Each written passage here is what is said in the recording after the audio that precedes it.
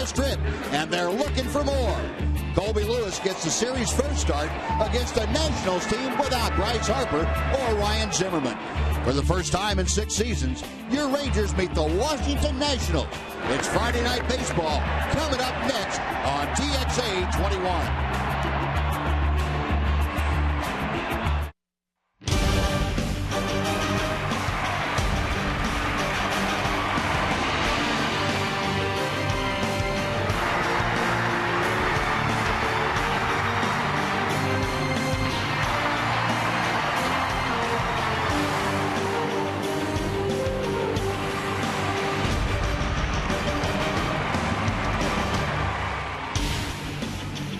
It's the last stop for your Rangers on this 3-city swing, the longest road trip of the year, and it brings them to the nation's capital. Tonight it's the first of 3 on this weekend series, the Rangers against the Washington Nationals.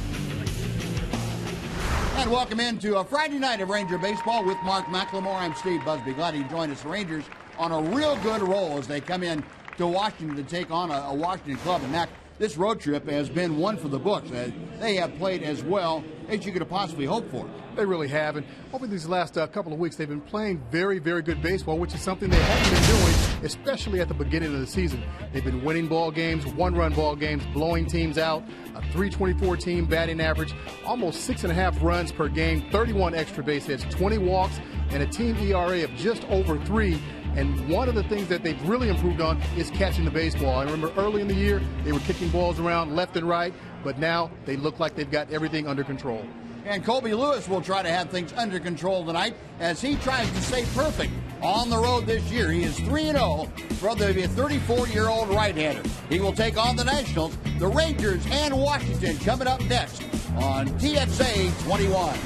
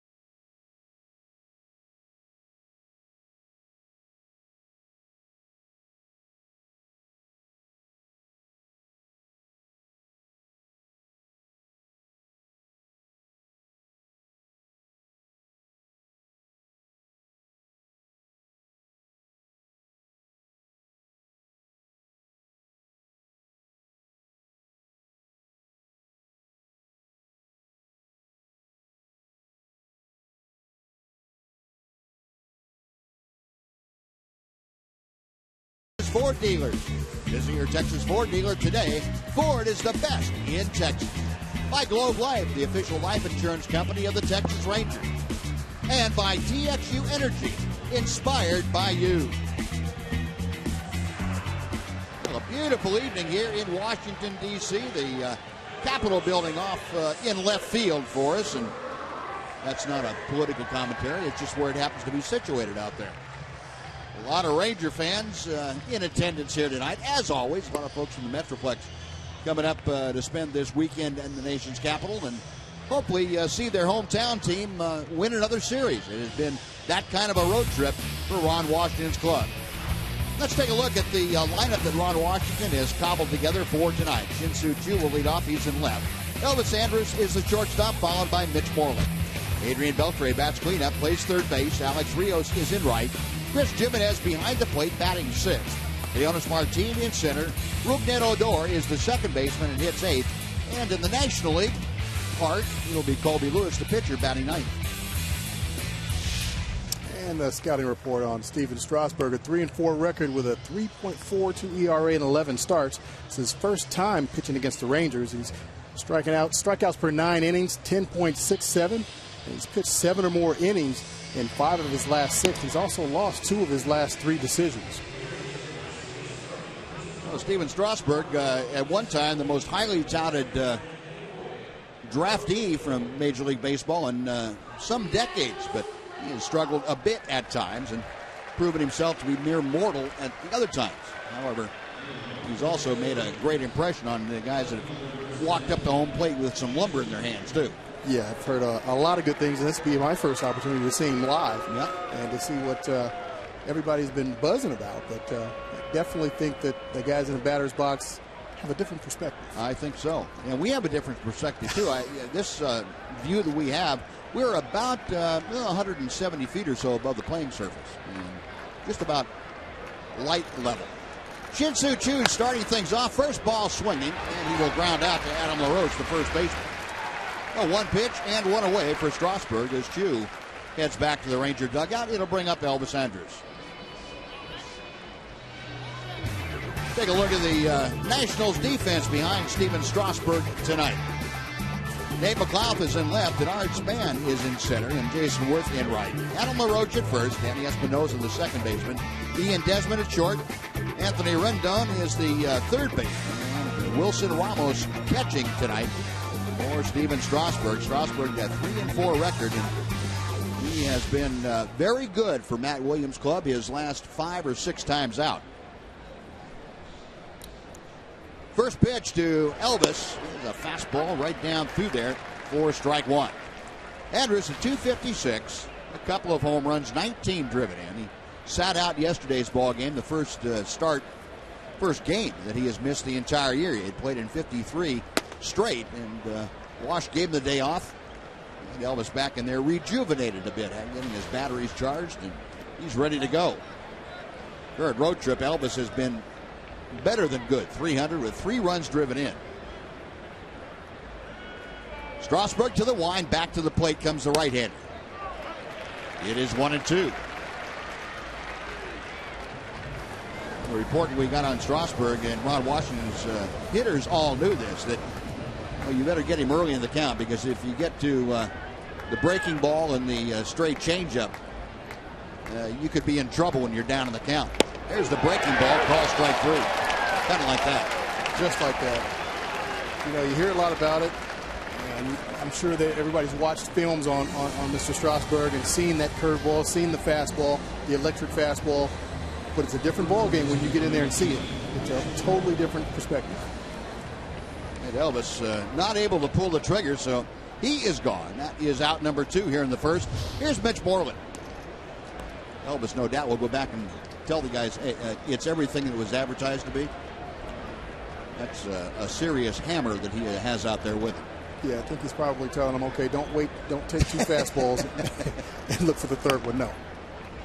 And Mitch takes a fastball, thigh high right down the middle. It's 0-1. Moreland hitting at 270, a couple of home runs, and 21 RBI, and starting his 7th straight ball game in the number 3 spot in the order.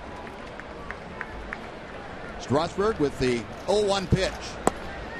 Came with a breaking ball that time, and Mitch able to lay off of it. 1-1.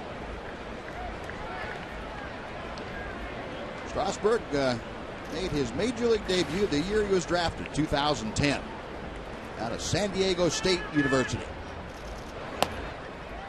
That's a little bit low, and the count moves to 2 balls and a strike. Strasburg playing for Tony Gwynn out there in college. Good program. There's a swinging strike 2.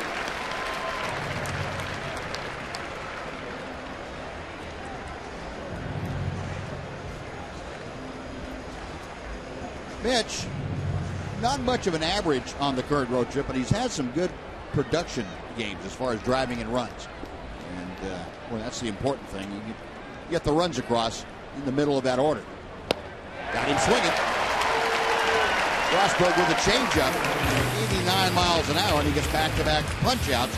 Rangers gone in order. We played half an inning here in Washington. The Rangers nothing, the Nationals coming up.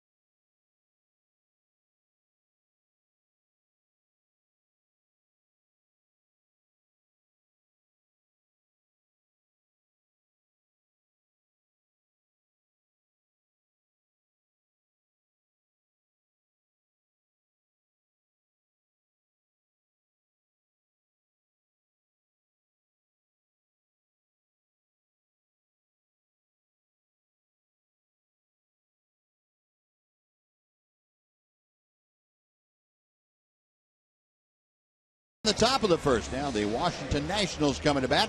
And here's the lineup that Matt Williams has thrown out there against Colby Lewis. Denard Span, the center fielder, leads off, and it's Anthony Rendon, the third baseman. Playing right field, batting third, Jason Worth. Adam LaRoche is the first baseman. He is the team leader with that .317 average. Wilson Ramos catches and bats fifth, and it's Ian Desmond. Nate McLeod in left. Danny Espinosa, the second baseman. And batting ninth, the pitcher, Steven Strasburg. Scouting report on Mr. Lewis.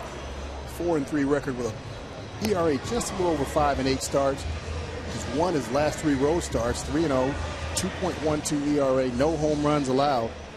And he's done extremely well. Won his last outing against the Tigers, 12-4, went just almost 6 innings in that one. And Colby kind of lamenting the fact that he gave up 5 walks in that ball game. He said, "Hey, it wasn't that I was that wild. It was that they were very disciplined, and I was not going to give in to them." We had a Detroit lineup that has the ability to hit the ball out of the park almost throughout. And Colby's still able to work around those 5 walks. Facing Denard Span to lead things off, and the first pitch is outside for ball 1. Span picking things up of late for the Nationals, hitting at .260 overall. A home run, 11 driven in. Pulled on the ground, foul outside first. It's 1 ball, 1 strike. Span was quoted as saying something very similar to what Adrian Beltre said about taking responsibility for the offense. Span said, "Hey, I'm leading things off. It's my job to get on base for these guys." And very much like Adrian said, "Look, I'm in the middle. It's my job to swing the bat better than what I'm doing." And Adrian, of course, responded to his own words, and Span apparently has responded to his own words. And another ball hit hard, but pulled just foul down the first baseline. We like to hear that, from players and say, hey, it's on me. I'm not getting my job done. I'm not pointing fingers. I'm not looking at this guy or that guy or the other guy. I'm looking directly in the mirror, and it starts with me. I'm the leadoff guy. My job is to get on base. If I get on base, then maybe the guys behind me can do their job as well. So I like when a player stands up and takes responsibility.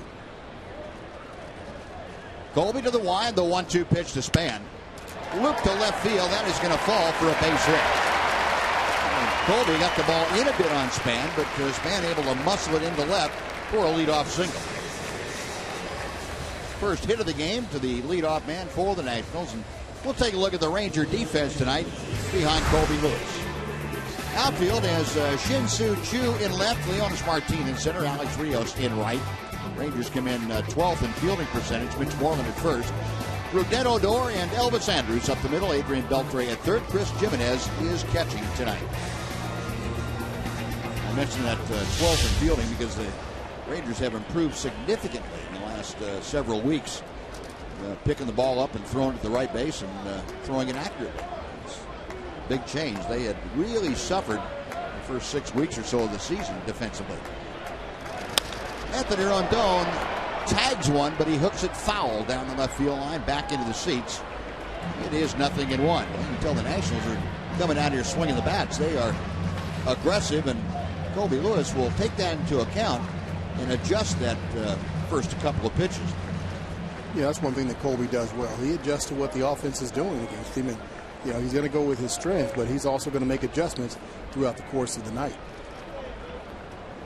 Span with good speed at first has stepped off his lead.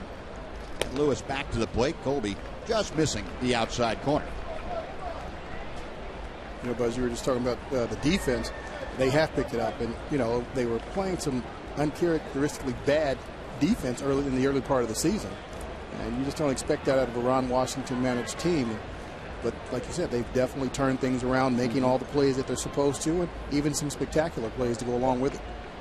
Yeah, and not only Wash and his philosophy, which is very defensive oriented, but when you have Beltre and Andrus on the left side of the infield, you don't expect much to get dropped or misthrown. No, and that was happening. Yeah, anything hit to that side that they can touch and get their glove on is usually an out. Yeah.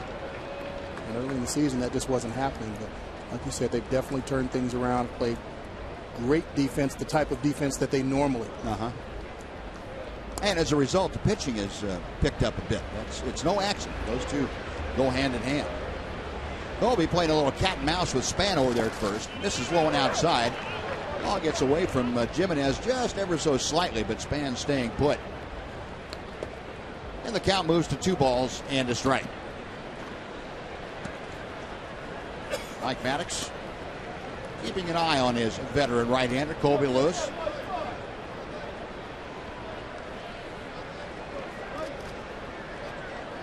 Colby, the 34-year-old out of Bakersfield, California. Okays the sign and sets. Could be a double play ball to Elvis. He goes to the bag and on to first, double play. A broken bat roller right to Andrus near the bag at second. It turns into a 6-3 twin killing, and there are 2 outs in the first with nobody on. A nice pitch by Colby, staying away and cutting that fastball a little bit. Gets Rendon to hit it off the end of the bat and broke his bat. See a tail right there at the last minute, late break. Great pitch on the outside part of the plate, hitting his spots early. Nice double play ball. Elvis makes a nice catch and decides to take it all on his own. Well, for the Rangers, they have slowed down in their double play rate as far as how many they've turned lately. That's their 55th of the year. They were the runaway leaders for quite a while in that category. Now they're just at the top of the American League. Jason Worth, one of the several consistent Nationals in that lineup, hitting at .283 with 5 home runs and 20 RBI. Colby back to him. And that misses outside. It's 1 ball and 1 strike.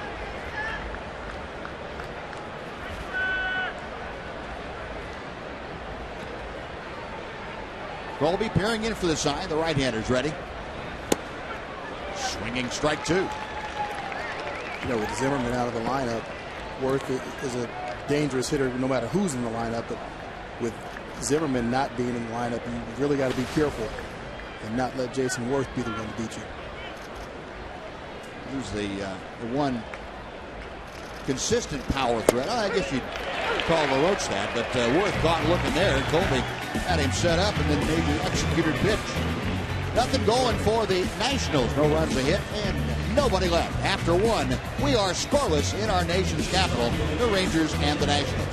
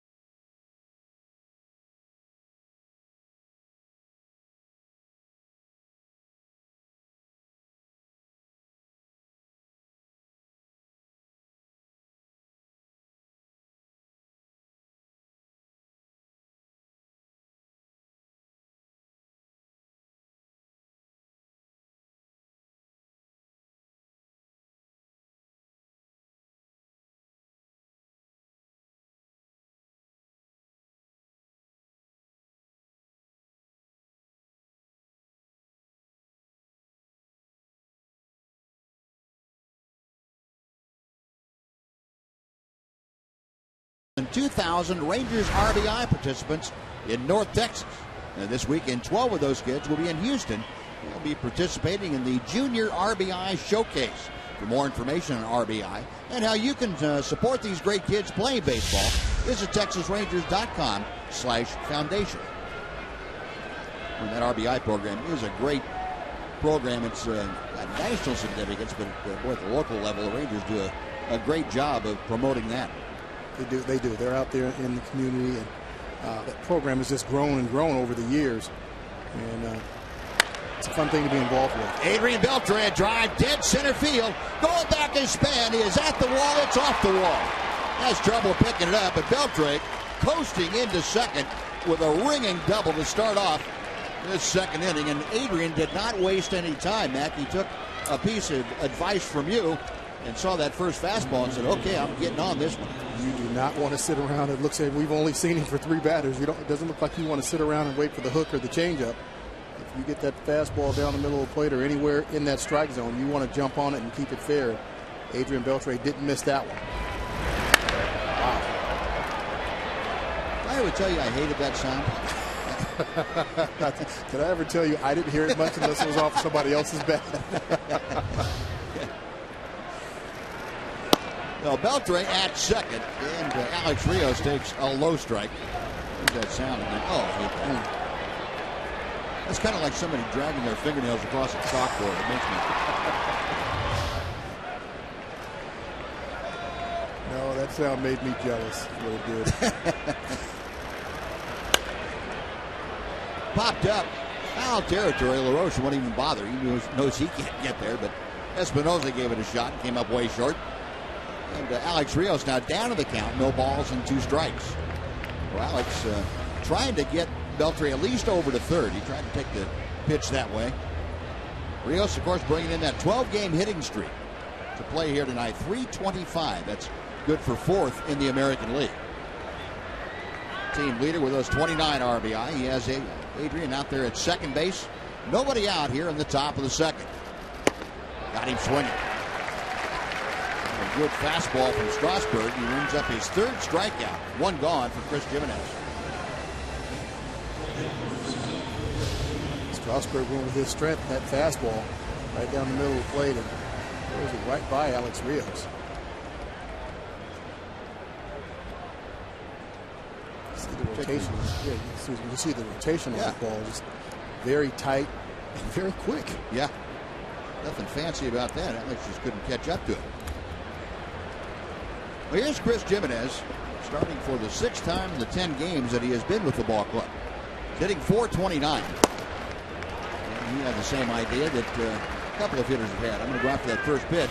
Unfortunately, it was not straight. 0-1 the count. Jimenez with 5 RBI. He's kind of like a guy that's, you know what he's coming with. So I think with Strasburg, you've got to pick one pitch, and that's probably going to be that fastball. And if it's going to come early, it doesn't matter if you don't, if you don't see very many pitches. If he's giving it to you to hit, you might want to try and take advantage of it. Yeah. Chris Jimenez, how about on this road trip? 4 games in the trip. He's gone 9 for 18 with all 5 of his RBI. That's pretty good production. Not bad at all. Strasburg a check of second. And he dropped the breaking ball over the outside corner. 1-2.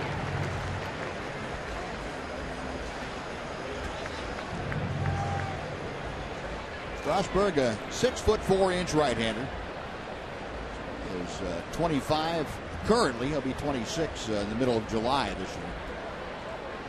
First round overall selection in the 2009 player draft. Got him swinging. Back-to-back strikeouts, 2 away now, and we'll be up to Leonis Martin.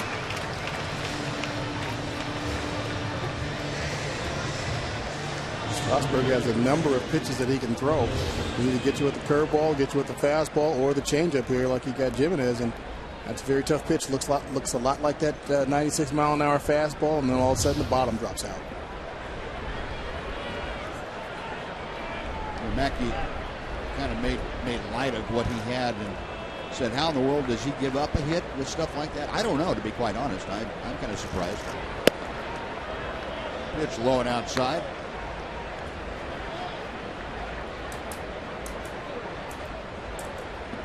This season, after a 1-0 count, opponents have hit .348. That's ridiculous. But 0-1, they hit .171. Wow. Inside to Leonis Martin. It's 2 balls and no strikes. Is that something that's mental?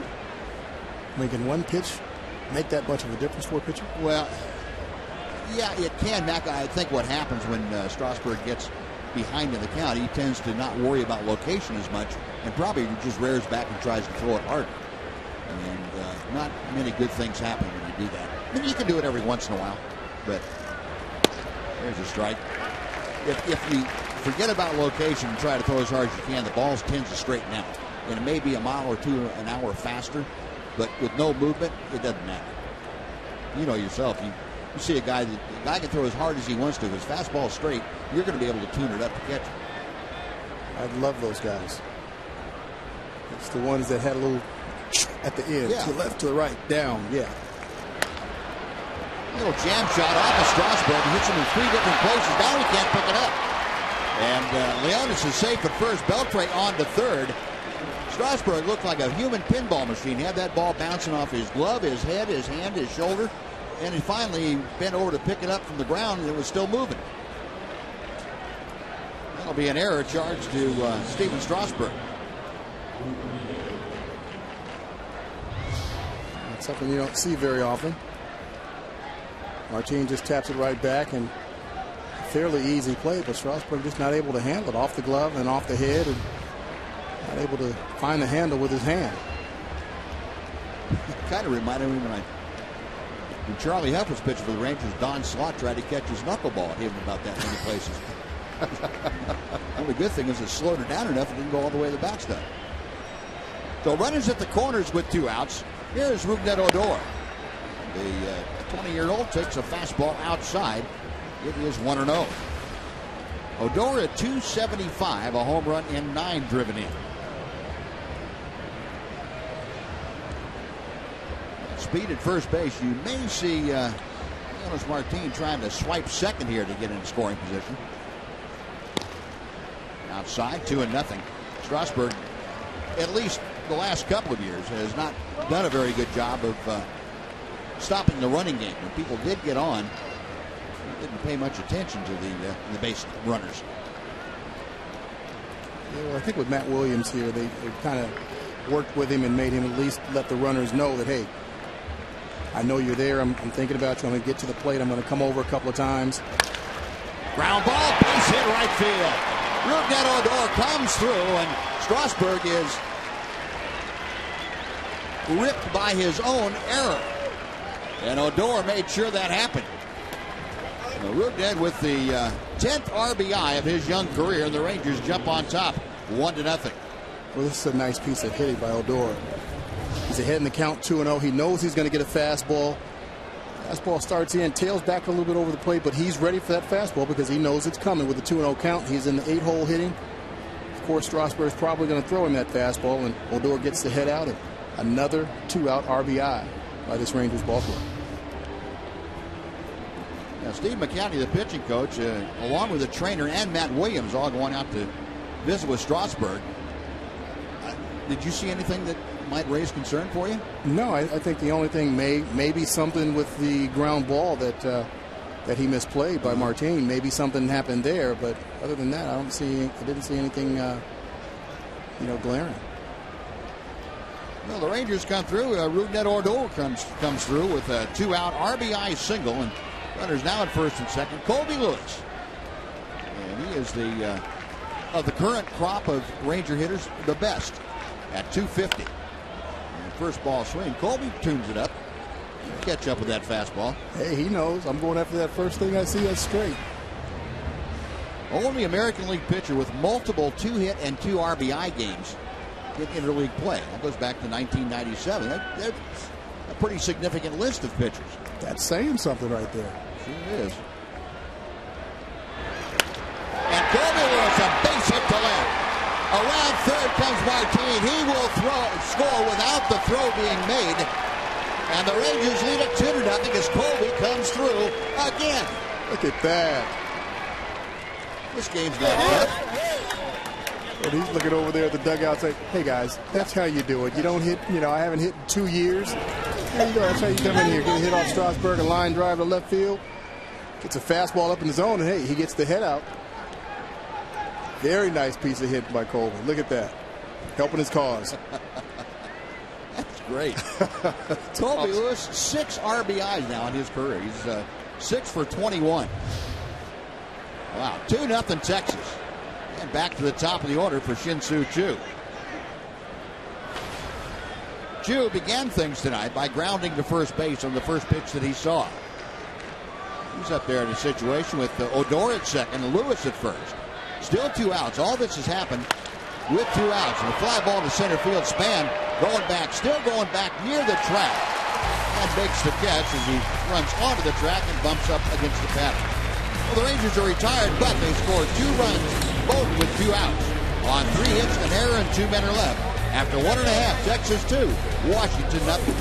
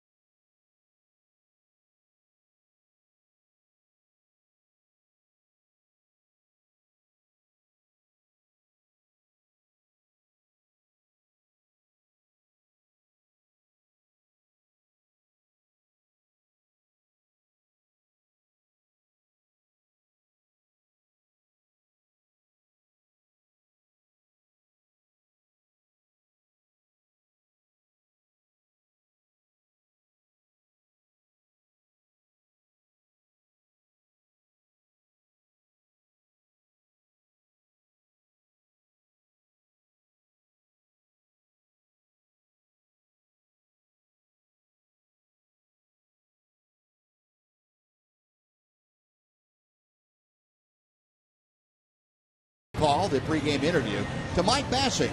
You can leave that text at 469-209-2121. And if you read your text on the postgame show tonight, you'll win a $50 Sporting Goods gift card. That's courtesy of Metro PCS. Now Colby Lewis, in part thanks to his ability to swing the bat, has a 2-0 lead with which to work. They'll go to work in the bottom of the second to the middle third of the Nationals order. LaRoche, Ramos, and Desmond.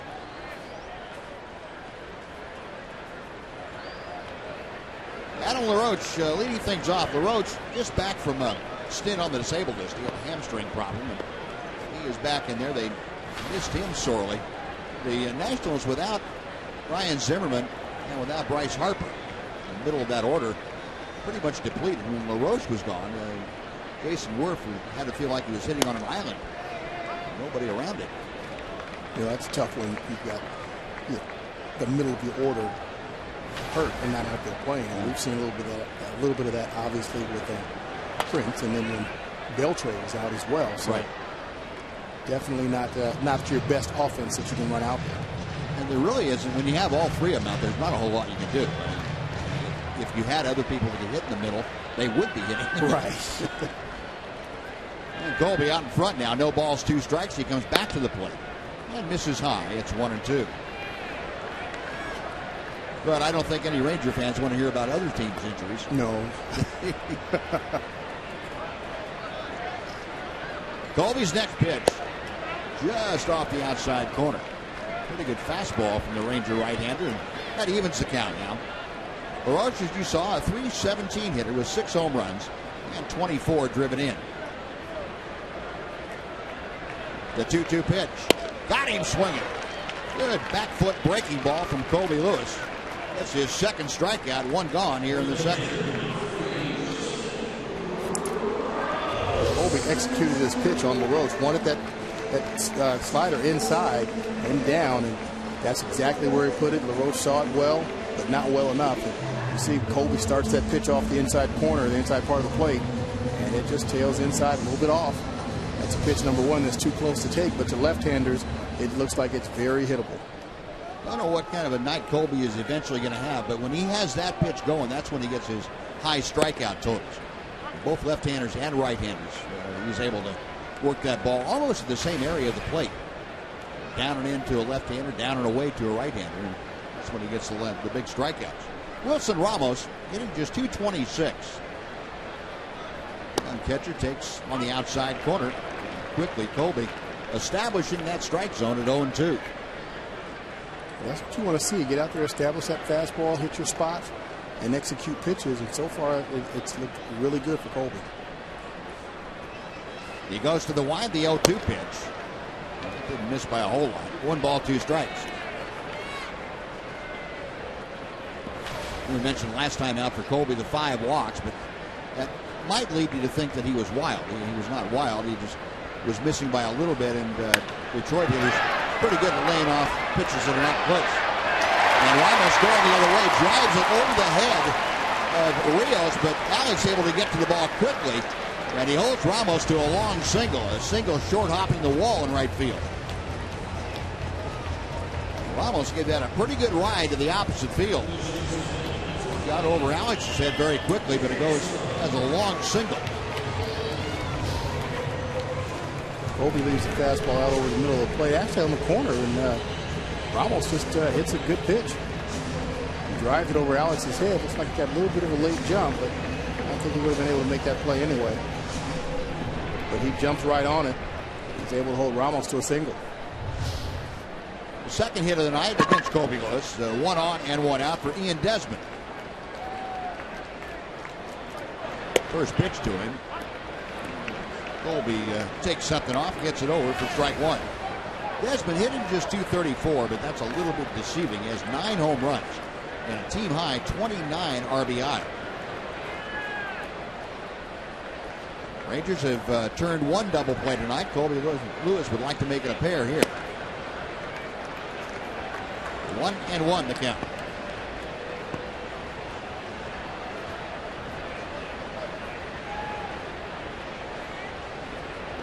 Nationals have a very powerful middle of the infield with Desmond and Rendon, or I should say Desmond and Espinosa. And a pitch, a towering pop-up in the shallow left field. Elvis Andrus going out. He is camped underneath it. That is out number 2. Espinosa, the second baseman, has 6 home runs. Of course, he and Desmond, 9 home runs. It's a pretty powerful pair to be playing in the middle of the diamond for. Yeah, you don't run across that too often. I mean, you've got shortstop, second base that hit for power. Usually it may be one or the other, but it's very rare that it's both. So 2 gone, and now Nate McLouth is coming to the plate. McLouth, your fans will remember from the Orioles last couple of years, and had some very productive seasons in Baltimore. He's come down here and hasn't been as productive until lately. He had a 4-hit game his last time out. That was on Wednesday. And he felt like he got things turned around. It goes after that first pitch and fouls it back. McLouth, a very versatile player, a good speed, pretty good defender. Last 9 ball games, you see that average belying his overall average. It's .421 in the last couple of weeks.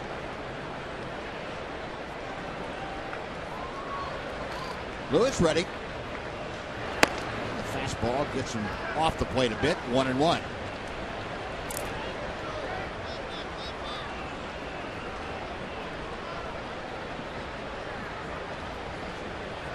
McLouth back in there, hits from a pretty much straightaway stance. That ball hit high in the air to right field. And backing up a couple of steps, Alex Rios comes down out of the twilight. And that will do it for the Nationals. No runs a hit. They strand their first runner of the game. We're going to the 3rd. The Rangers leading the Nationals 2-0 on TXA 21.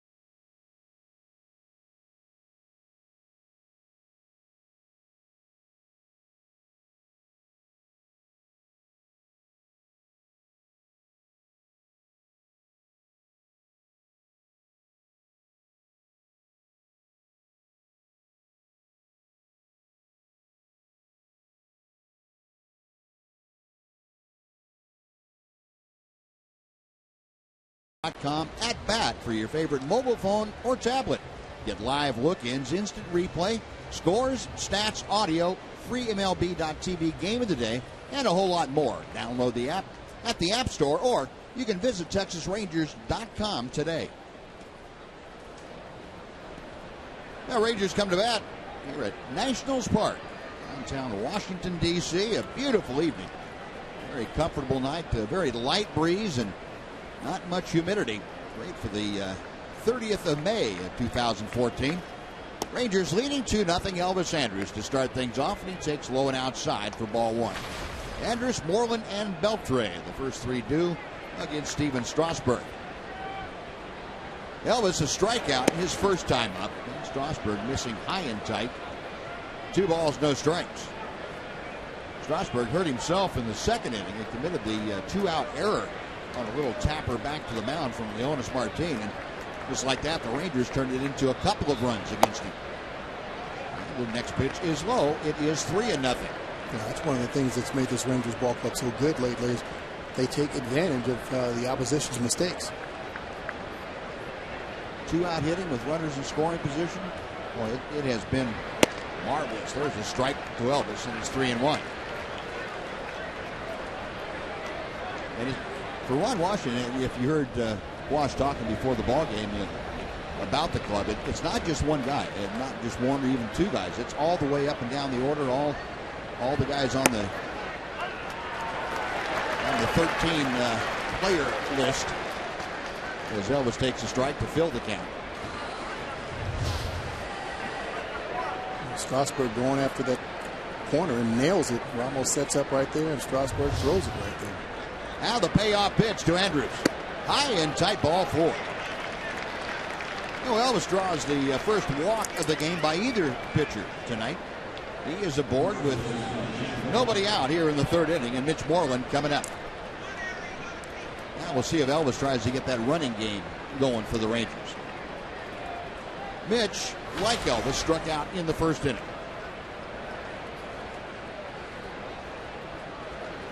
Mitch and Moreland on the road trip, just a .222 hitter, but 6 RBI in the first 8 games of this road trip.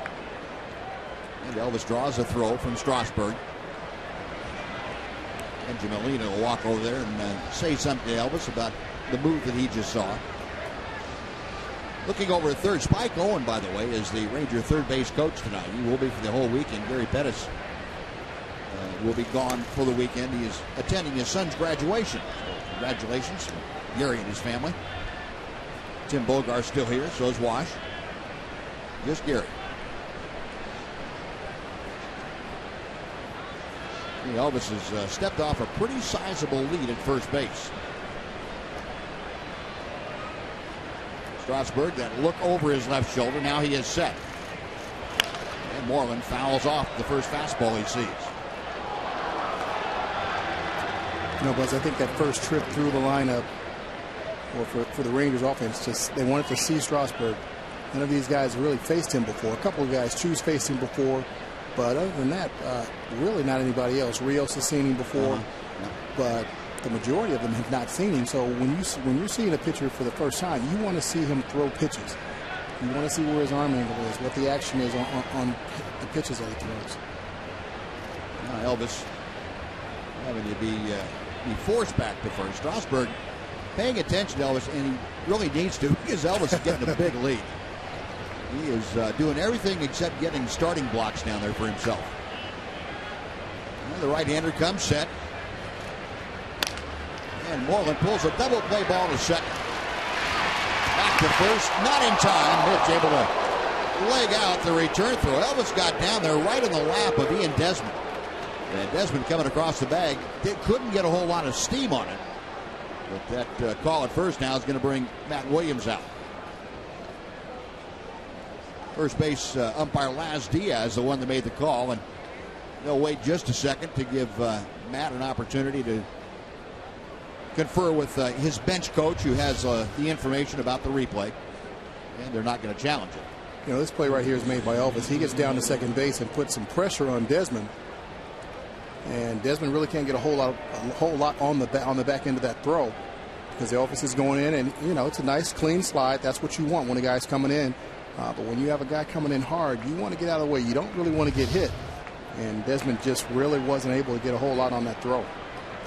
So Moreland now at first with 1 out. Here's Adrian Beltre. And he's going after that first pitch again and fouled it back. Adrian rifled the first pitch that he saw tonight off the wall in dead center field. Ended up being a double, and he came around to score that first Ranger run on the 2-out Odor single.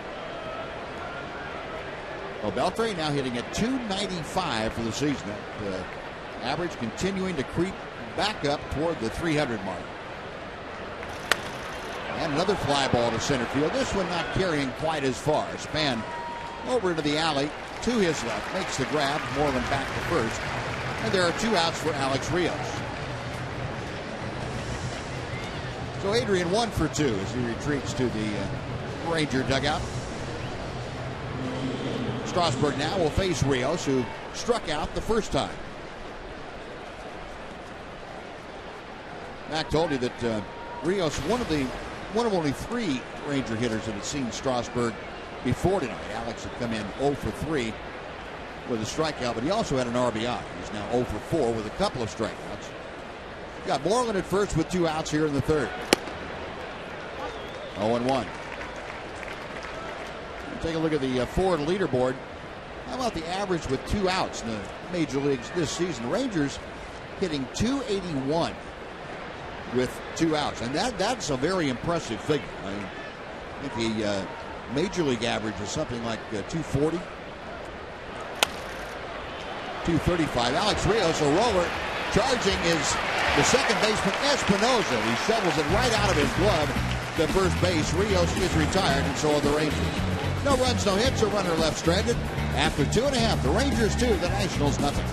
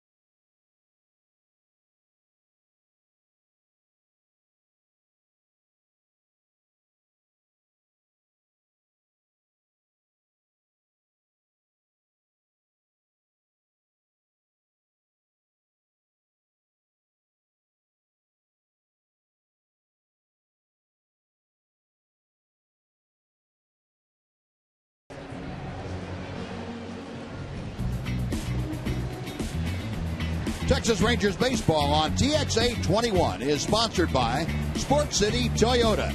Log on to sportscitytoyota.com.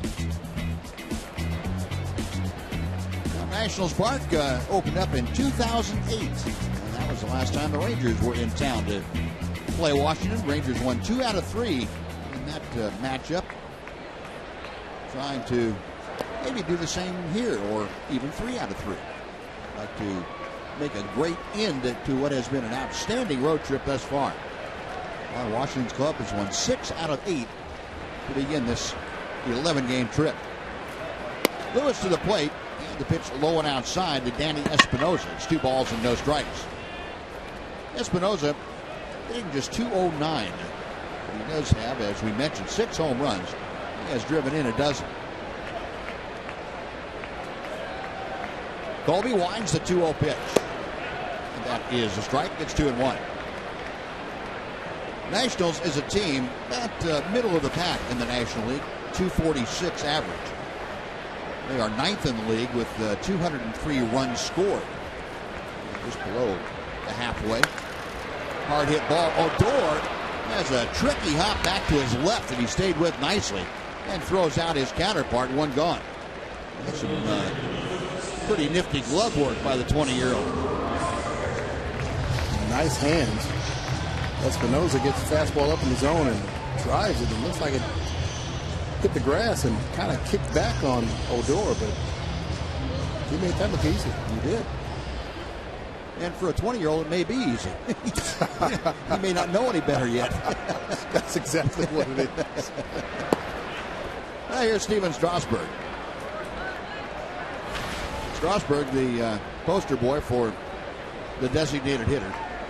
1 for 18. I can jump on pitchers too. Yes, you can. You are the best at it, I tell you. Well, he'd tell you. He probably doesn't enjoy hitting all that much. Now, if you're like Colby and you're hitting 275 or 280, yeah, you enjoy it. He was swinging strike 3, and he wasn't having a whole lot of fun up there. No, he was going to see 3 close. He was going to swing at him. And he probably wasn't going to put it in play. Just killing time. Colby with his 3rd strikeout of the night, 2 away. Back to the top of the order for Denard Span. Span started the game by signaling to left field. Hit a soft line drive to left for the leadoff base hit. He was immediately erased on a double play grounder. Colby's allowed just 2 hits. And the first pitch to Span here is a good breaking ball that bends over for strike 1. That was the curveball from Colby Lewis. Don't see it a lot, but usually it's reserved for the 2nd, maybe the 3rd time through the order. Yeah, he'll break out that new pitch and give that offense something else to think about.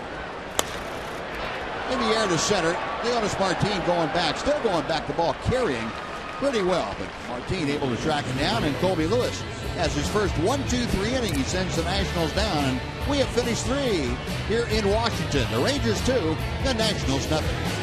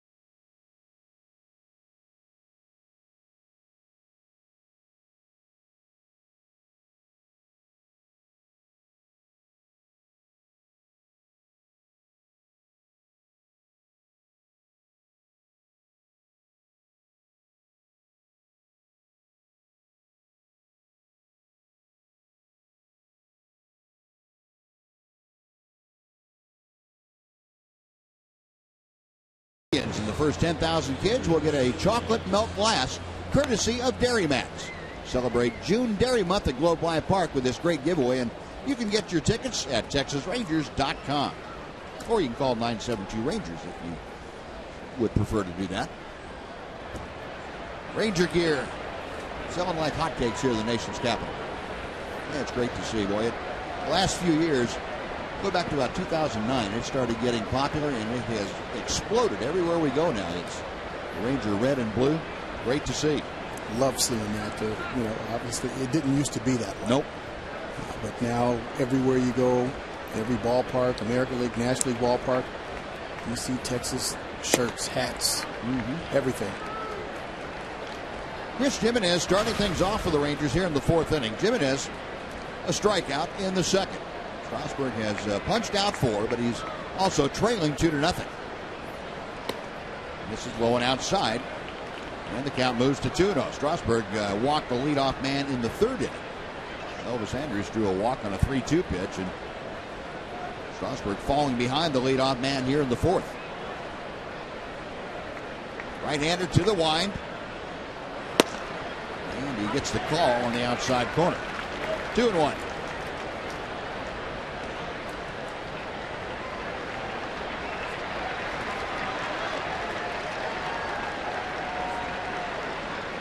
Alexis pitch tracker showing you that last pitch just tickling the outside. 2-1 now. Hit well to right center field. Worth on the run back. He's looking up at the wall. It is off the wall. Jimenez into second. The play backed up nicely by Spam, but Chris Jimenez, boy, giving that a ride to the scoreboard in deepest right center field. as a leadoff double. His third double of the year, and this just his 10th game with the Rangers.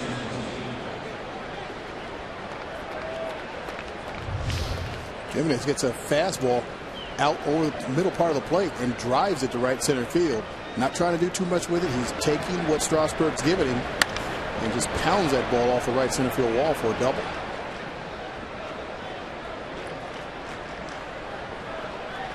Ball hitting high off the wall, too. That almost sneaked into the seats. Well, the Rangers with their 4th hit of the night. Leonis Martin takes low and outside for ball 1. Rangers with 4 hits, and half them are extra base hits, 2 doubles. Martin hit the little comebacker back to the mound, which really started Strasburg's downhill slide in the 2nd inning.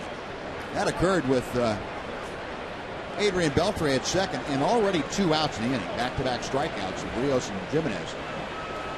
Little tapper back to the mound that Strasburg fumbled and had no play. Put runners at the corners, and then back-to-back RBI singles with 2 outs. With the 2 Ranger runs on the board.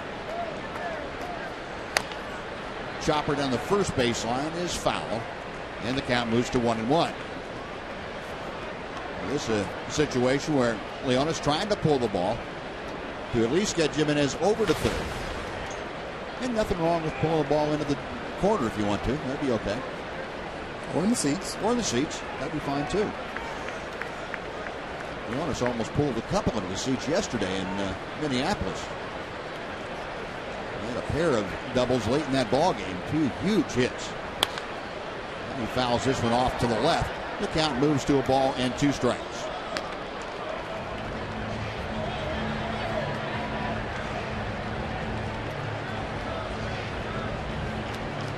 Martin, as he stands at the plate, hitting .282. Steven Strasburg trying to work around a leadoff 2-bagger from Chris Jimenez. Right-hander staring in at the signs. Now has one. He checks second. Breaking ball right down at the feet. Well, Leonis Martin, nice job by Wilson Ramos to keep that ball near home plate. Ramos, one of the better defensive catchers around. He throws well, does a great job handling pitchers, whether it be blocking balls in the dirt, calling a game. He's just a very good all-around defensive catcher. And those are hard to come by. The 2-2. In the air to shallow center field. And coming on, Denard Span to make the catch. Jimenez will have to stay at second. He's there with 1 out now for Rougned Odor. Well, Leonis not able to get the job done, advancing the runner. He flies out. And here comes Odor, who had an RBI single to right to get the Rangers' 2-run rally started in the 2nd. Rougned now at .288 with the average. Well, he has had some kind of road trip. He's now 10 for 24. You know, and those 10 hits, I mean, he's driven in some big runs. 8 RBI on this road trip. Takes a first pitch fastball right down the middle for strike 1. He's been hitting 8th and 9th, and he's driven that amount of runs. That's a lot. That's a middle of the order kind of numbers for a road trip. Now this overall just his 16th start of the year. He has been pretty prolific for a young man. 0-1 pitch from Strasburg. A ball and a strike.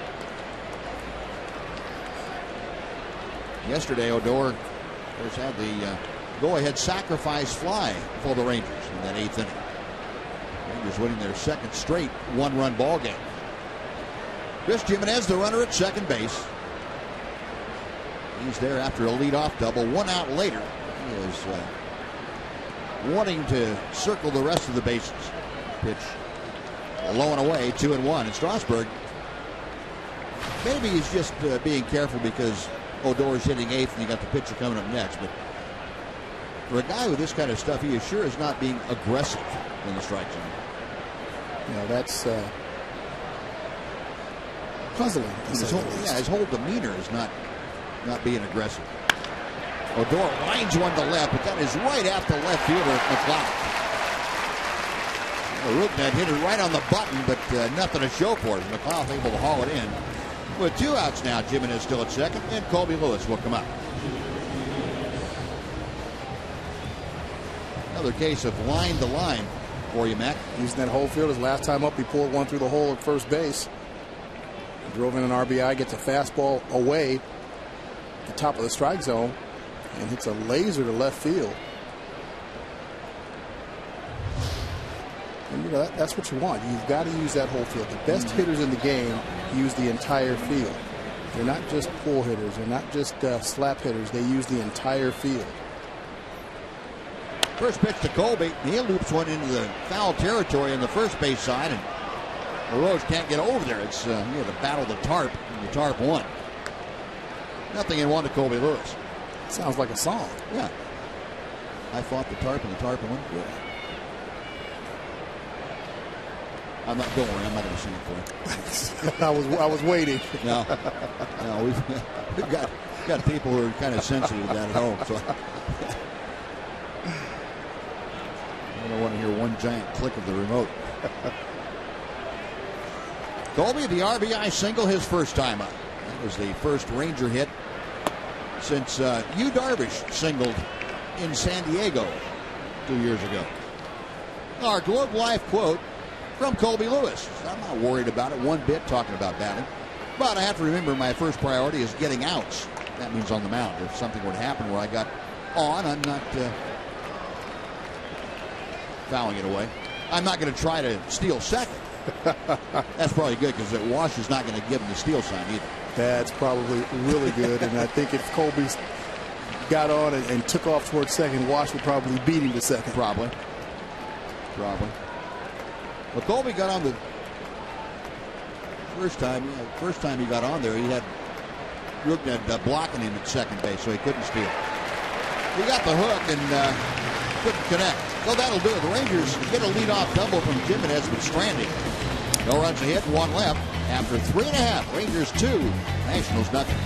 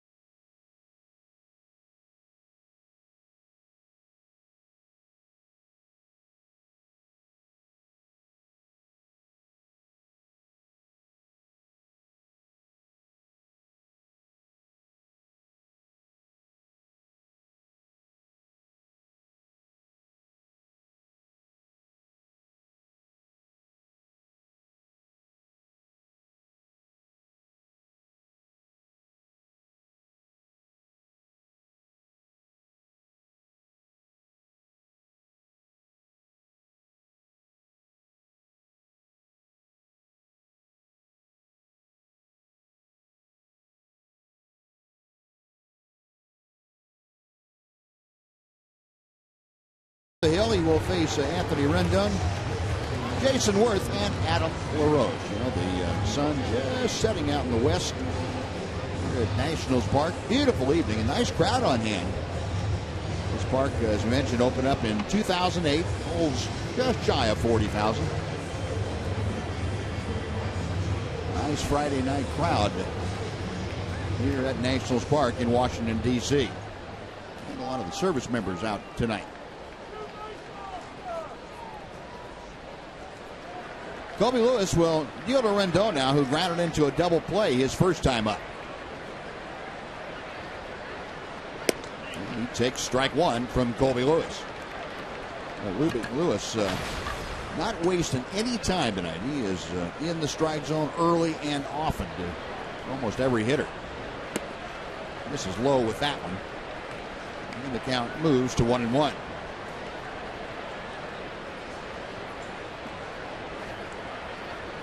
Colby reading the signs, now goes to the wind, back to the plate. 2 balls and a strike. Colby's at his best when he's getting ahead of hitters, like most pitchers. You want to get that first strike if you can. You don't want to just lay it in there, but you want to hit your spot. Hard hit ball. Elvis a dive. He's up. Throwing, and he got him. You talk about improved defense. How about spectacular defense from Elvis Andrus? Wow. It's a beautiful play there. Brendan gets a fastball and hits it pretty hard, and Elvis has him play perfectly. Nice dive, gets up and throws a strike and a bullet over first base to Mitch Moreland. It's a beautiful play. Boy. Look at that concentration. Knows exactly where he is on the field.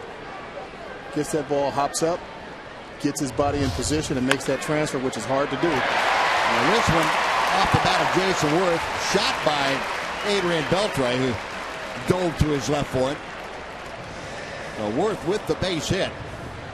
Adrian a little slow getting up.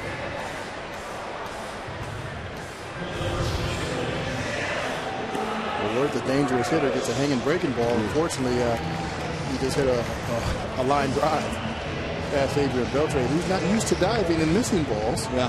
Usually when he dives, he comes up with barely missed that one.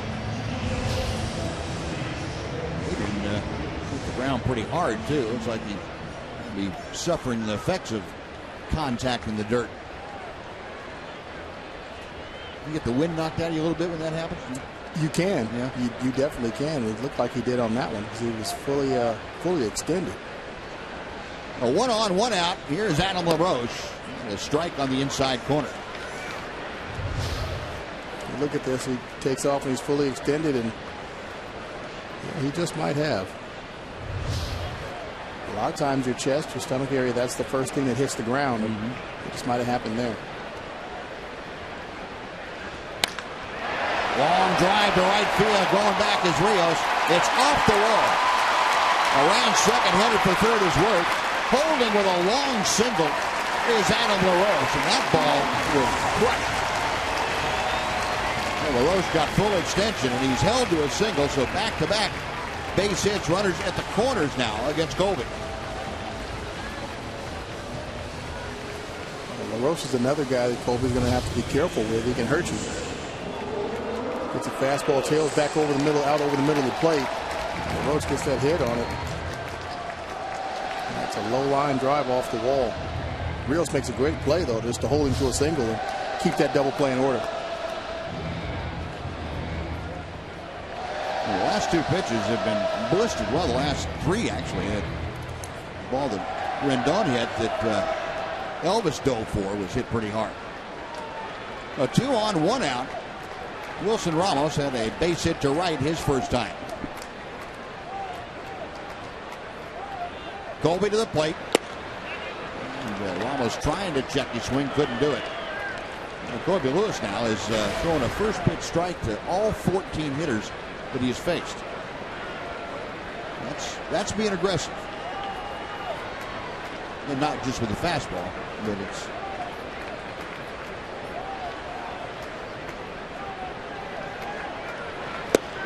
good breaking ball there. It's 0-2.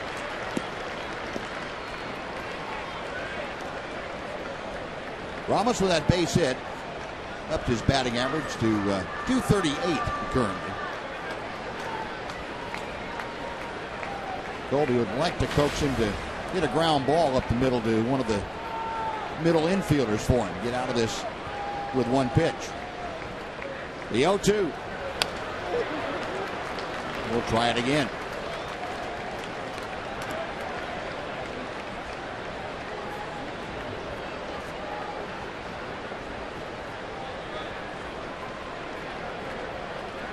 to be careful, though, with Ramos. I mean, he's got some power. He had 16 home runs last year. Not just a good glove behind the plate. He'll pop one out on you if you're not careful. Another 0-2 pitch is coming. Ball strike 3. Well-located 0-2 fastball, and Ramos looking away, and Colby said, one time in, and see you later. Perfect time, perfect spot to throw that pitch. He had Ramos set up perfectly. He's been feeding him away. Fastballs on the outside part of the plate, breaking balls off the outside part of the plate. The base hit he got that last inning to right field was a fastball away, and now all of a sudden Colby throws that 88-mile-an-hour fastball on the inside part of the plate and catches him looking. Perfect time to do it. Runner on third base and kept him from putting the ball in play. Yeah. 4 strikeouts now for Lewis, and with 2 outs, Ian Desmond, the shortstop, comes to the plate. Desmond popped out his first time up there. Colby misses away with a slider. It's 1-0. Desmond 0 for 7 on this homestand for the Nationals. This is the 3rd game for Washington in this homestand they are enjoying. Hit well to right center field and deep. That is Martin. That ball's gone. And Ian Desmond, with his 10th home run of the year, turns this game around. The Nationals lead it 3-2.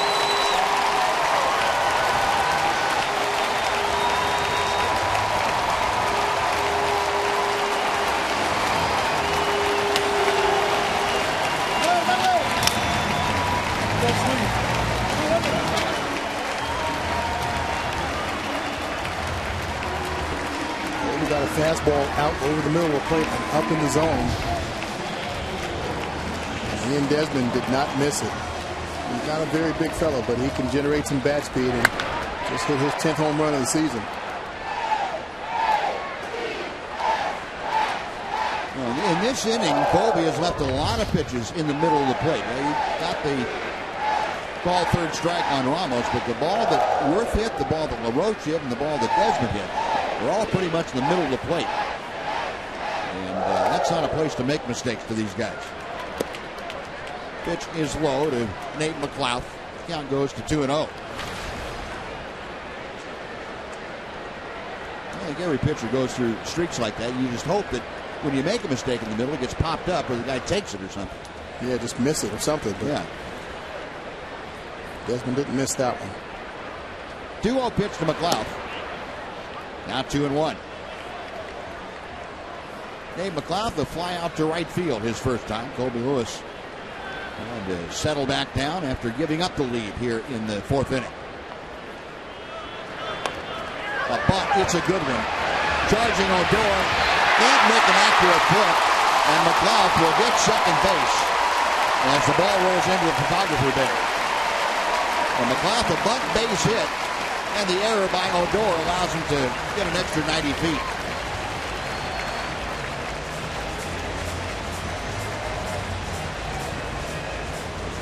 The only one who could make this play is Odor, and he comes in hard. And this is a very difficult play to make, especially when you're charging straight in towards home plate. You kind of, as a second baseman, you kind of got to get a little loop in there so you can get a better angle toward first base and possibly get a better flip.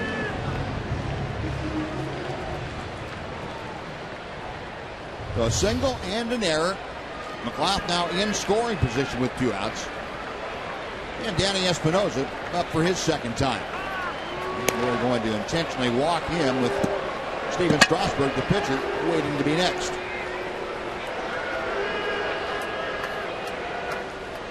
On Washington doing what National League managers have done for 120 years, 130 years, whatever it's been. Walk the number 8 hitter to get to the pitcher.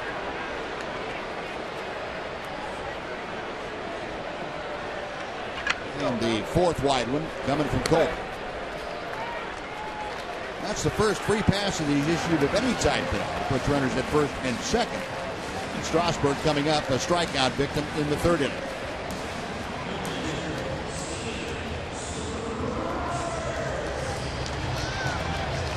Here's Jimenez out to out in front of home plate. Let the defense know what's to be expected.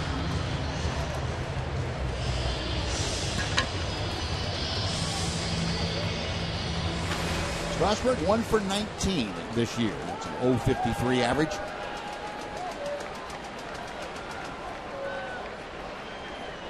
McLaughlin second, Espinosa at first. A swinging strike one.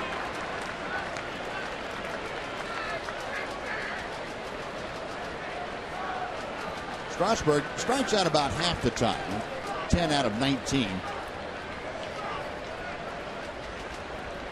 Colby's 0-1 pitch. Odor has it, and he will fire on to first. That'll do it. But the Nationals come back on the 3-run home run by Ian Desmond to take the lead. We'll go to the 5th inning. It's now the Nationals 3 and the Rangers 2 on TXA 21.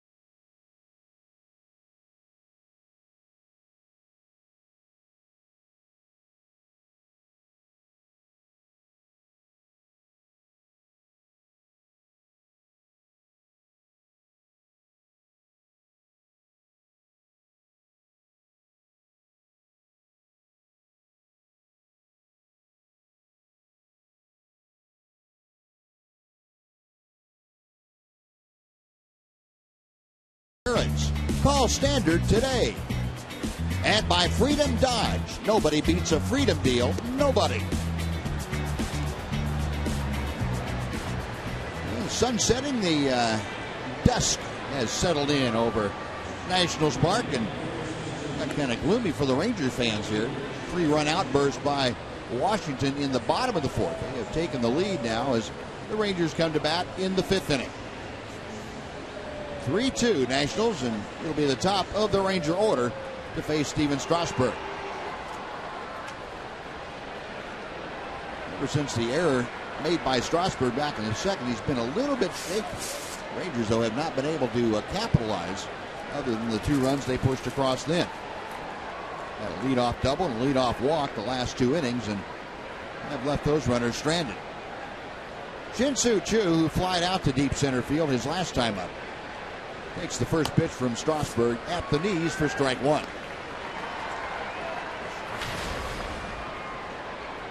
Choo now hitting at .293. Shin-Soo faltering a bit offensively. He was on such a torrid pace there for the better part of a month, and he had to come back to earth eventually. Hitting just under .230 on this trip. Down in the count, 0-2 as Strasburg comes back to the plate. 1 ball and 2 strikes. You know, one thing Choo's been able to do, even though he hasn't been getting a lot of base hits, he's still been getting on base. Whether getting hit by a pitch or getting that 1 hit or a walk, he's still been able to find a way to get on base. Got him swinging. There's the power changeup from Strasburg, who records his 6th strikeout of the night. 1 gone here in the Ranger 5th.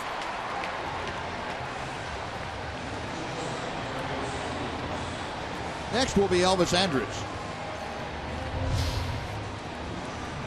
Strasburg with that changeup. It's a devastating pitch. So when he gets a hit in the count, It's not good for the opposition, that's for sure. 5, 6, 7 miles an hour slower than his fastball, and a lot of tilt to it. There's a breaking ball that tilts in against Elvis Andrus for strike one. When you get in that, that situation, you're ahead. You've got a plus fastball, plus curveball, and a plus changeup, and you can throw each one of them for a strike whenever you want. Kind of leaves you with a minus. Right. That hitter has no idea what to expect. Yeah. You've got to pick one, and you typically pick that fastball, but that breaking ball is so sharp, and that changeup looks just like the fastball. Not a good combination. 1-1 pitch to Elvis. Now 1-2.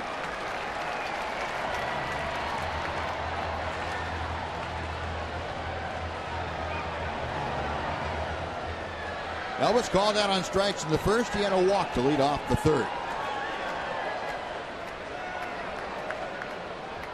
1-2 pitch on the way.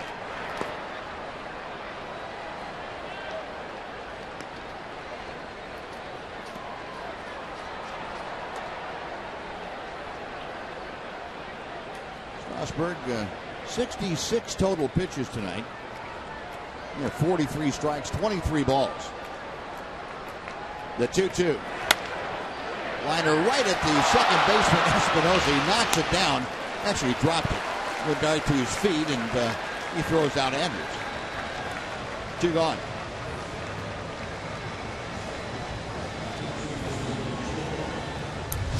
Elvis got a fastball up in the zone and put some good wood on it, but Espinosa's just right there on the other side of it.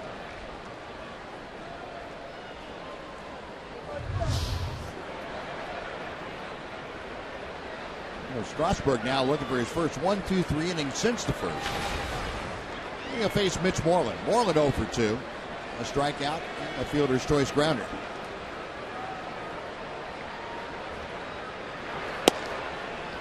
Oh, 0-1. Mitch, a modest 3-game hitting streak. He's had exactly 1 hit in each of those 3 games. He has fared very well on the road this year. He's been on base in 23 of the 25 games that he has played away from home. Down on the count here. That makes the job pretty tough against Strasburg. No balls, 2 strikes.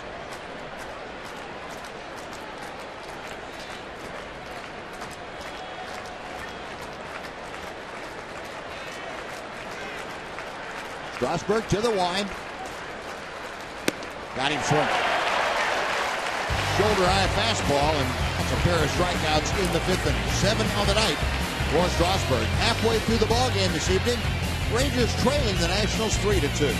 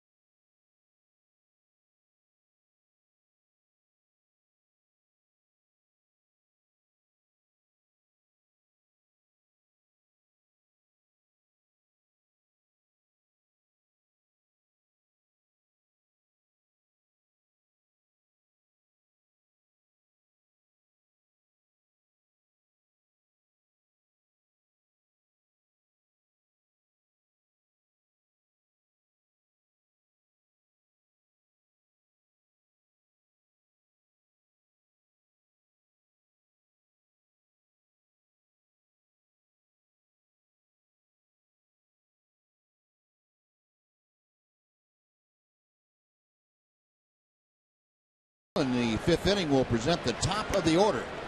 Bernard Span showing bunt and takes a strike on the breaking ball. That had Adrian Beltre charging down the line from third. Span 1 for 2, led the game off for the Nationals with a single to left field. Washington leading 3-2. They have out hit the Rangers 6-4. Span shoots one foul to the left, and the count moves to no balls and 2 strikes.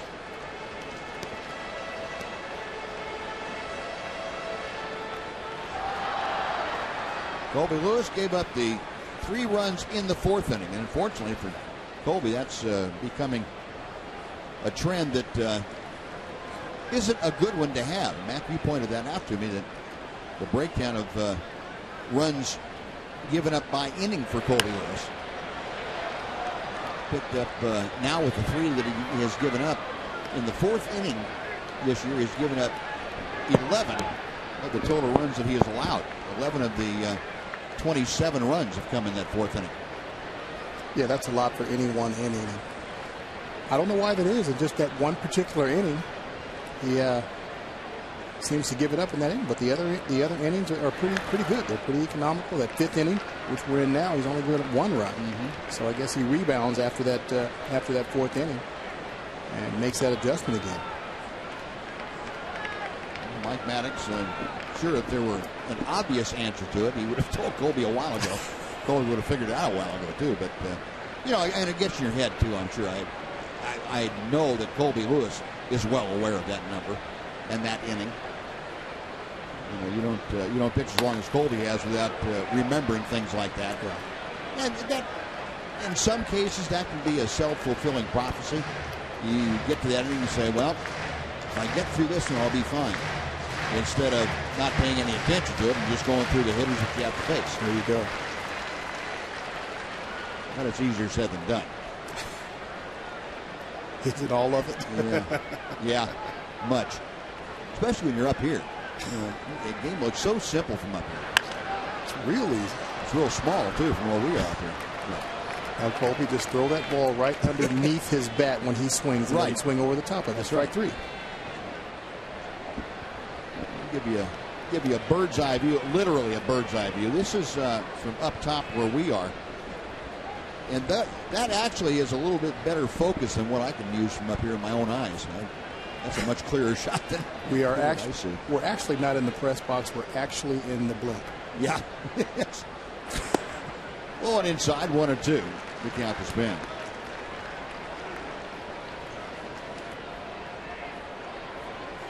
We look out here too. There we are up there. We're on top up here. Hello. Carrier pitches don't even go up this high. Wow. We really are on the top, aren't we? Yeah. That looks worse from that angle than it looked from the field before we were. Up the middle into center field, a base hit. Span, a leadoff single in the 5th. He is 2 for 3 now. He is aboard with his good speed, and Anthony Rendon coming up.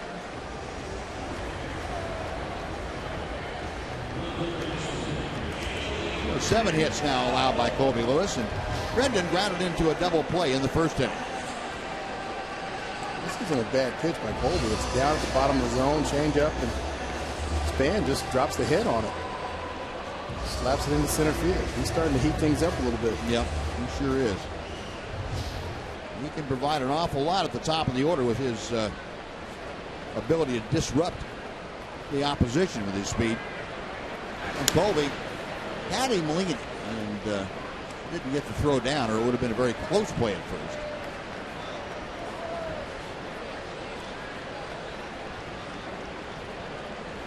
Span, for the season, has 7 stolen bases.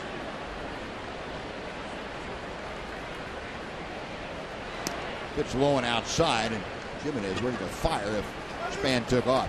Nationals don't run a lot, but they're very efficient when they do run. They are the most efficient team in the major leagues as far as percentage of successful steals at 87%. I think Matt Williams would like to run more, right, but it's just a matter of having the right people.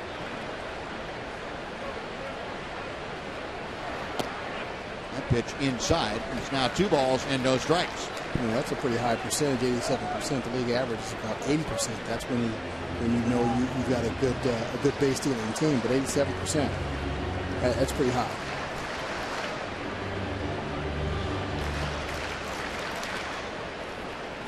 I cheated a little bit. It's 86.7. Oh, sorry. Yeah, you were way off. I misled you. Way off. There's a pitch that comes back to the inside corner, a breaking ball on 2-0, and it's 2-1 now to Rendon. Rendon, the third baseman for the Washington Nationals. A .249 batter, but he has driven in 26.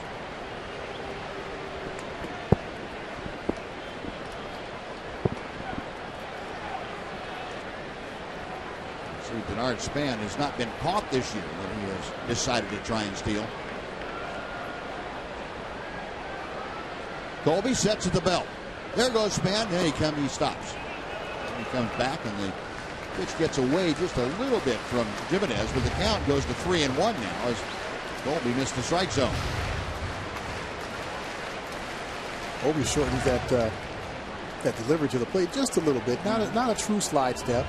He doesn't want to give up too much. He doesn't want to take away from his pitch going to the plate, but he also understands that he's got to get to the plate quicker. Now 3 balls and a strike. We'll see now if Span decides to go. He's on the move. 3-1 pitch is chopped to third. That'll keep him out of the double play. Going to third now is Span. The throw is late and gets by Beltre, and that will allow Span to come down the line and score.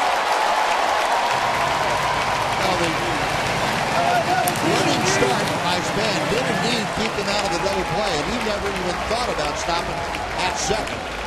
And Mitch Moreland came up throwing, but threw a sinker over to Beltre that got by him. And all the way around from first base on that play comes Bernard Span, and he gives the Nationals a 4-2 lead.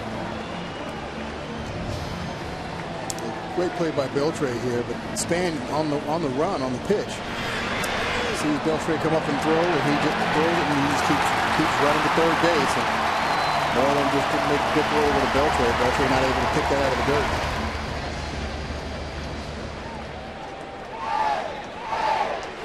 Well, throwing error charged to Mitch Moreland, the Rangers' second error of the night. And it leads directly to a run here in the 5th. Now Jason Worth pops up a pitch right behind home plate. This Jimenez off of the mask, makes the grab. That is out number 2. Worth going after that first pitch, and he will head back to the Nationals dugout 1 for 3 tonight. We'll bring up Adam LaRoche. Colby made a good pitch on Worth, got it up in the zone, maybe a little bit in. Got him to pop it up right there at home plate. Look at Beltre coming in, getting set, makes a nice throw. And Span just kept going. This is probably a play that a throw that Mitch probably shouldn't have made. Span was going to make it. Wasn't going to be a close play. And ended up bouncing it over there to Beltre. Well, here's LaRoche. He was 1 for 2. It's a breaking ball a bit low. It's 1-0. LaRoche, line drive off the wall in right. They went for a single his last time up. It's a pitch right down the middle. 1 ball and 1 strike.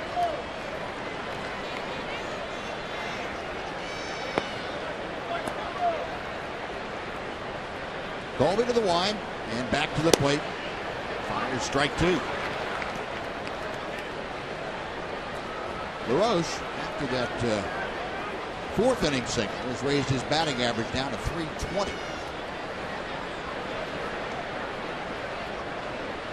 Next pitch from Lewis. Pulled foul outside first. And we'll come back and try it again, and a ball and 2 strikes.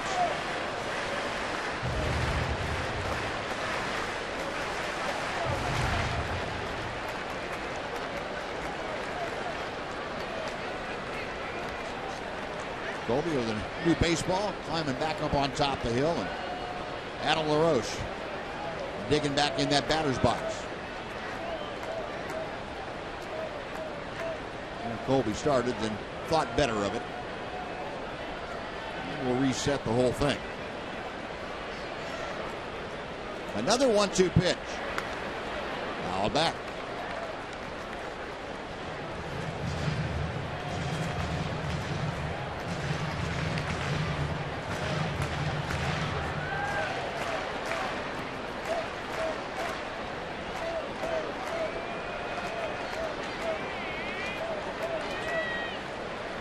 Colby climbing back on top, the pitching rubber. Staring in for the sign, and again, a 1-2. Ball strike 3. And LaRoche knew it. Colby nailing down the outside corner. That'll do it for the Nationals. They do get a run, though, on a hit and an error. We'll go to the 6th inning. It's now Washington 4 and Texas 2.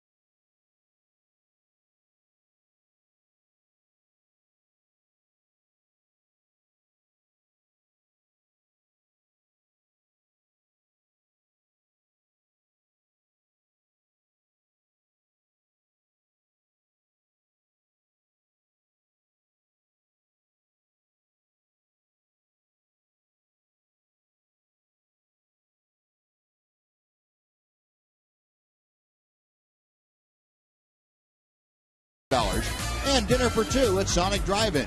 Tonight the Rangers are hitting for Calvin Harmon from Euless. And if a Ranger hits a grand slam this inning, Calvin Harmon from Euless will win $25,000. You can register at any participating Sonic restaurant.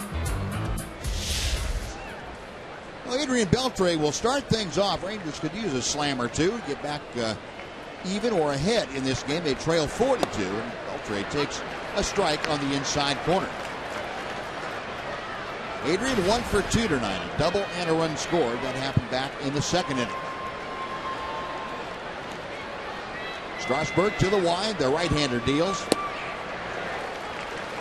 And tied Beltre up with that pitch inside and working his way further inside. 0-2.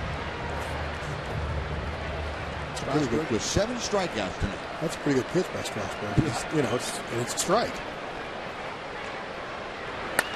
Beltre shoots one to right, a base hit. He gets him down on the count, 0-2, and try to go away. And Adrian said, "No, we're not going to have that." And a leadoff single, the 5th hit of the night for the Rangers. Adrian second. He is aboard to start off the Rangers 6th. It'll bring up Alex Rios. Great piece of hitting by Adrian Beltre. Gets 2 changeups. The first one he looks at on the inside part of the plate for a strike. The second one he swings on top of, and still able to go out there and get that 94, 95 mile an hour heater on the outside part of the plate. Strasburg will upset with him, so he's going to try to pick him off first. Couldn't get you to the plate. I'm going to try to get you at first. It's going to be kind of hard with Beltre standing on first. Yeah. Rios 0 for 2 tonight. A strikeout, a ground ball to second. Boy, he got that run right in on his knuckles. Fouled him straight down. It's probably a good thing he didn't put that in play.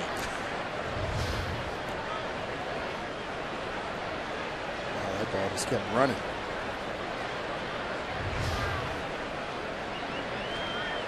Oh, 0-1 to Rios. Strasburg will look over his left shoulder at Beltre. A drive deep down the line to the left. If it's fair, it's gone. It is foul.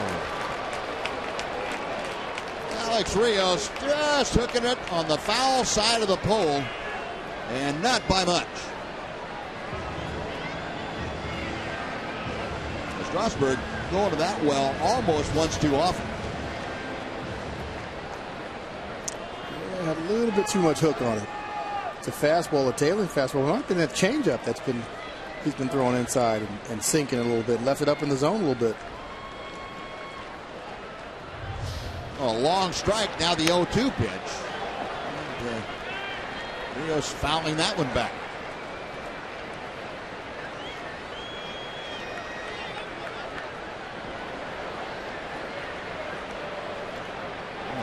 All three of them off the plate inside.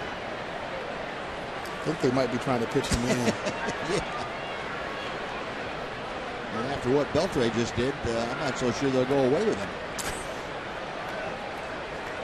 Strasburg set. He did, and he just missed outside. A ball and 2 strikes.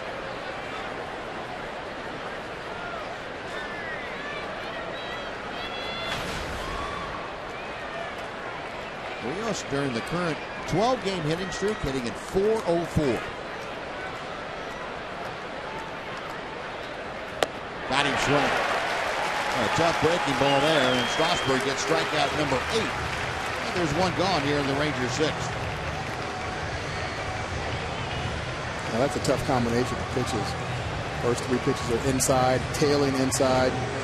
He goes away with a fastball, 94 miles an hour, and then drops a hook on Rios. That's a tough combination of pitches to try and do something with.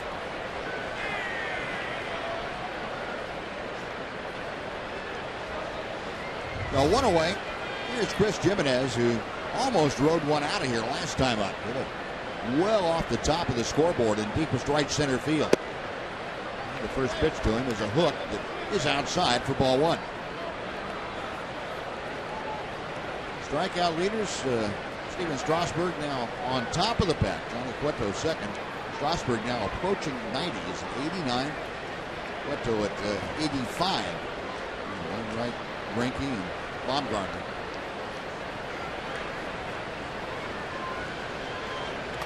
Beltre after the leadoff single at first base, 1 out later.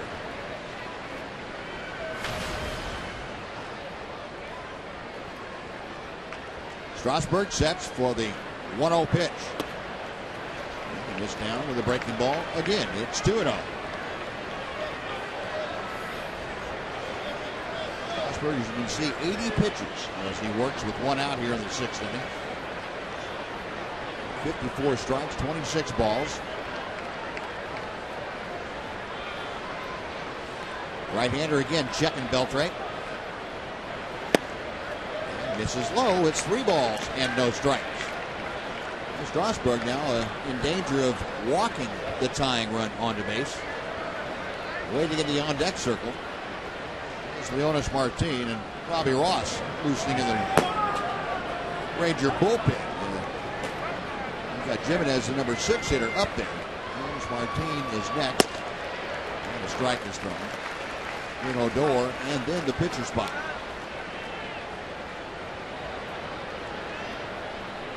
Colby Lewis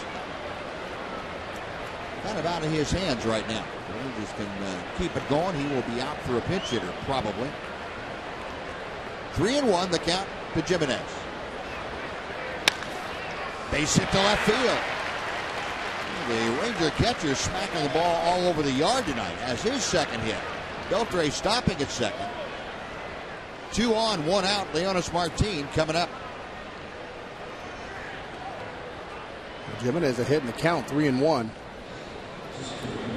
It's a fastball. Gets another hit. It's really good at bat. See this pitch down and in just a little bit. Jimenez gets the head of the bat out on it. 3-1. He's looking to get something inside and pull it if he can. And put that one through the hole in the left field for another single.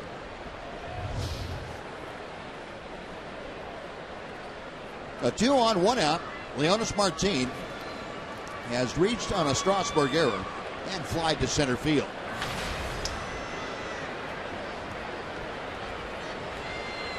Strasburg's first pitch. Leonis had a rip and a fastball. It is 0-1 as he fouled it straight down.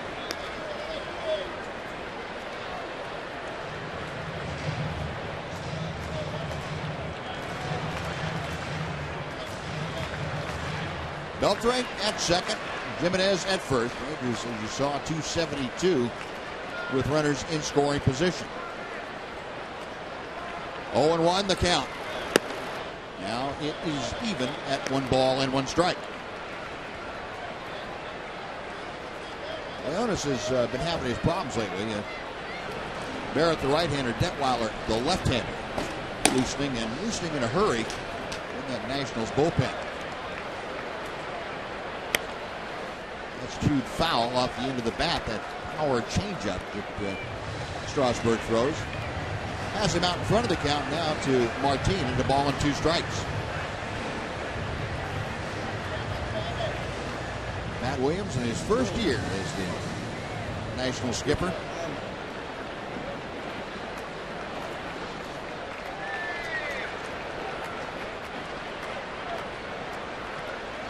Leonis waiting. Beltre away from second. Jimenez from first. Got him swinging. Fastball away, and Martin becomes the 9th strikeout victim for Strasburg tonight. That brings up Rougned Odor. Strasburg going to anything that's not straight. There's a tailing fastball there that just runs off the outside part of the plate, and Martin just can't hold up. Odor, an RBI single in 2 trips. Last time up, he aligned sharply to left field. His RBI base hit went to right. Average for the young second baseman at 283. And he pops up the first pitch. Behind home plate, Ramos off with the mask and makes the grab. That'll do it. Well, the Rangers strand a couple on a pair of hits.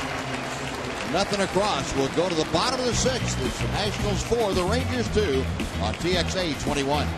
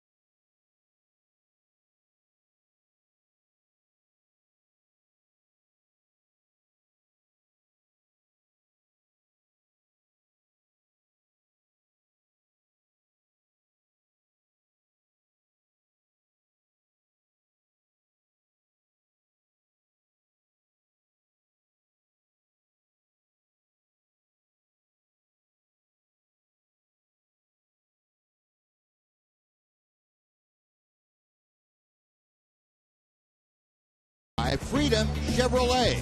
Nobody beats a Freedom deal. Nobody. The Rangers had an opportunity against Steven Strasburg in the 6th, but left a couple of runners on. And now Colby Lewis back to the hill to start the bottom of the 6th inning. We'll face Ramos, Desmond, and McLeod. Colby has given up 4 runs. 3 of them earned tonight. 100 runs scoring in the 5th inning. That did serve to pad the lead for the Nationals by that 1 run. Ramos 1 for 2. Had a 2nd inning single. He's also struck out. A little chopper foul on the 81st pitch of the night by Colby Lewis. That's the 80th pitch of the night. Ramos, as you can see, a .234 hitter.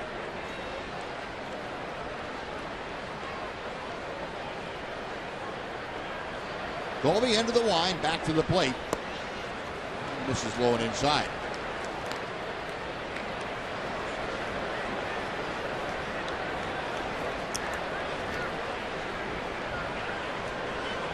Now the 1-1. 2-1.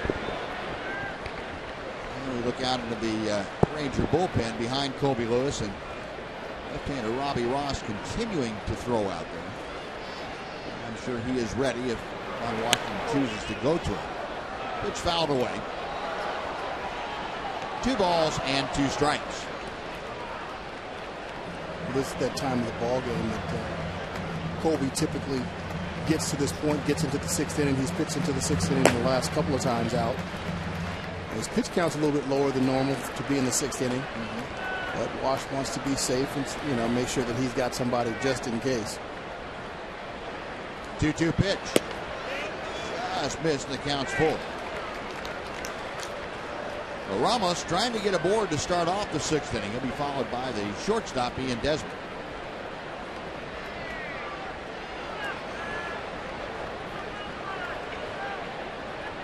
Colby okays the sign. Now to the wide, the payoff pitch. Now back. And because of where the Rangers are in the batting order, Colby Lewis, the first scheduled hitter in the 7th, you probably see, if there were a pitcher change, you probably see a double switch if Washington was so inclined to make that move if you change pitchers during this inning. Another 3-2 is on the way. Outside, ball 4. Ball 3. Sorry, the scoreboard had it wrong here. Either that or that's ball 4.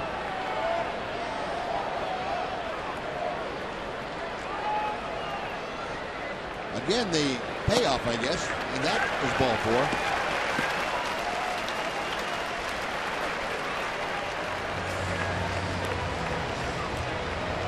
The walk to Ramos. With one on, nobody out, Ian Desmond, who homered his last time, will step to the plate.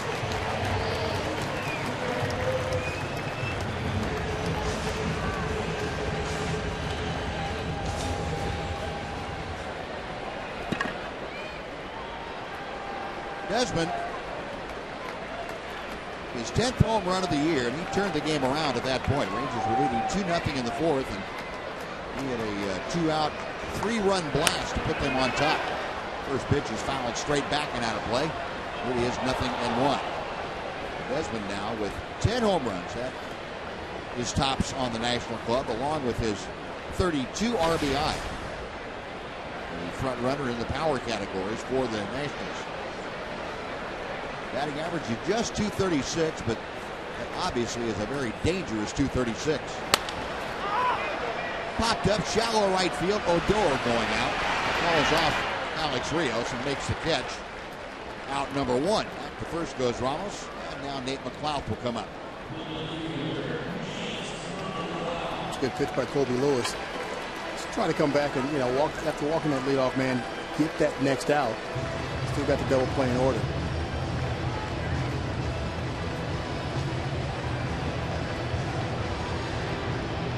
Colby will work to McLeod, who had a bunt single in the 4th inning.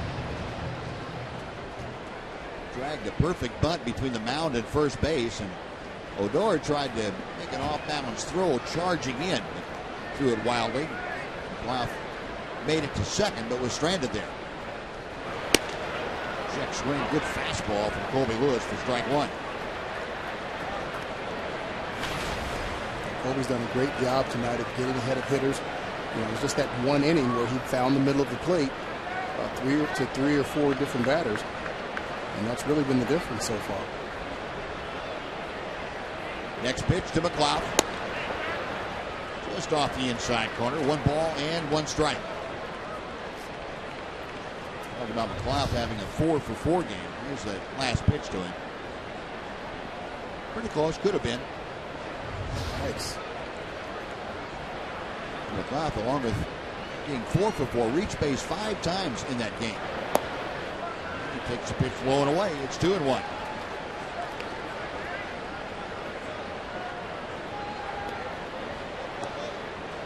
Steven Strasburg. Been an uneven performance from him, I guess you could say, but by his standards anyway.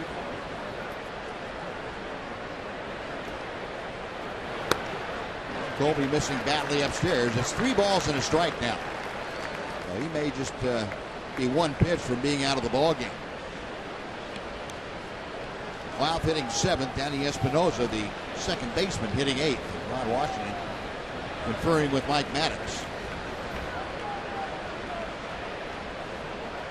Colby ready. The 3-1. Shallow center field. Jonas Martino off the plate on a hop. Into second is Ramos. A looping single by McLeod. And the Nationals have runners at first and second for Espinosa. Ron Washington studying his lineup card and deciding with Espinosa up there that he will let Colby go ahead and work to him with Strasburg or the pitcher's spot due next.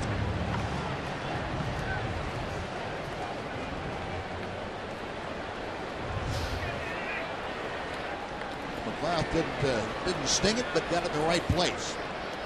2 on with 1 out. Espinosa 0 for 1. Look down into the on-deck circle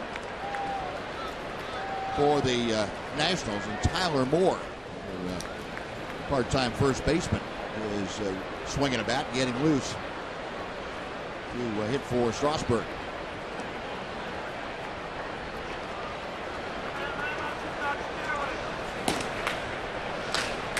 Doran loosening in the bullpen. He will, by all appearances, be the next pitcher. To center field, Jonas Martin a few steps to his right, makes the grab, and that is out number 2. Everybody staying put. Ramos at second, McLeod at first. And Tyler Moore will indeed pinch hit for Steven Strasburg.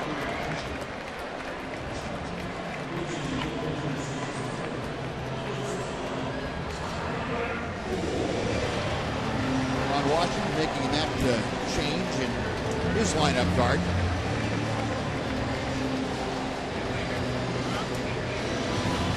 Tyler Moore, as a pinch hitter this year, really struggled. He is 0 for 11. Mike Maddox will go out. Completely unfamiliar to each other. These teams don't face each other once every 6 years or so, and trying to figure out who the extra men are, much less who the regular players are.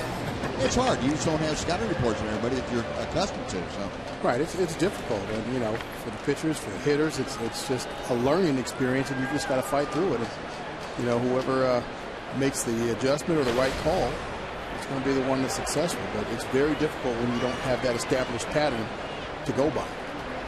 First pitch to Moore. It's a good slider to the outside corner for strike 1.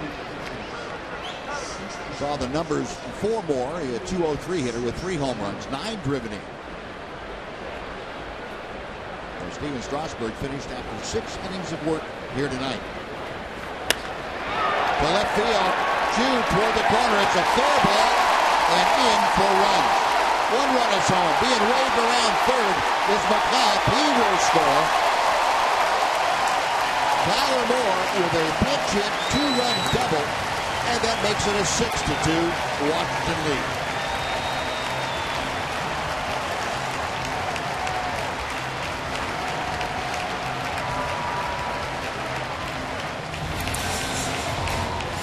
Well, Moore's first pinch hit of the year.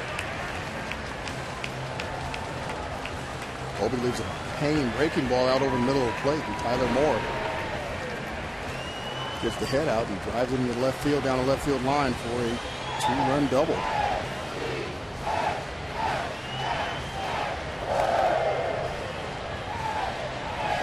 Ron Washington out of the Ranger dugout. He's talking to Scott Berry, the home plate umpire. There'll be a double switch here as Robbie Ross will be asked to come in from the bullpen. Luis Sardinas will take over for Rougned Odor, the second baseman. Odor made the final out of the top of the sixth inning, so he will be the one replaced on the double switch. And Robbie Ross will hit in the number 8 spot in the lineup. And that will mean Sardinas will lead off the seventh.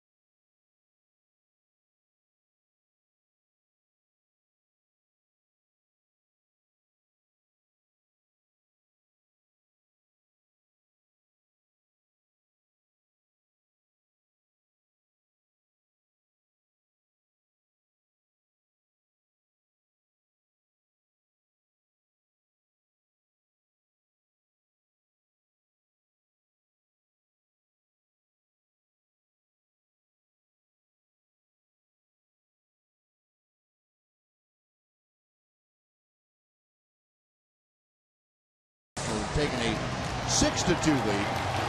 The double switch by Ron Washington has Robbie Ross Jr. coming on to take over on the hill. As we take a look at Robbie's numbers, it's his 12th ball game, 1-4 record start the season in the rotation. But this is his third appearance out of the bullpen. At an ERA of 4.82, he's given up 6 home runs. And left-handed batters are hitting .258 off of him this year. Luis Sardinas, the other part of that double switch, is taking over at second base. So Sardinas will bat in the number 9 slot. Ross in the 8th spot. First pitch to Bernard Span is popped up down the left field line. Chew in foul ground. And fighting his location on the warning track. Chew makes the catch. So Ross, with one pitch, gets the final out of the 6th. For the Nationals, 2 runs on 2 hits. They strand 1. We're going to the 7th. It's now 6-2 to Washington.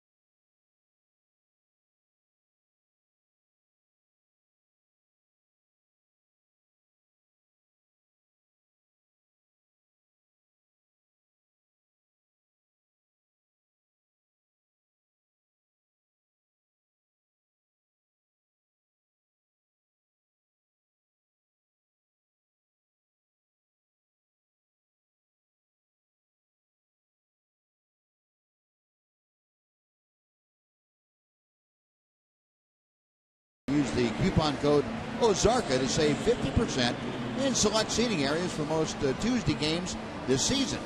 You can get half-price tickets for both Tuesdays and the upcoming homestand. That's June 3rd against the Orioles and then June 10th against the Marlins.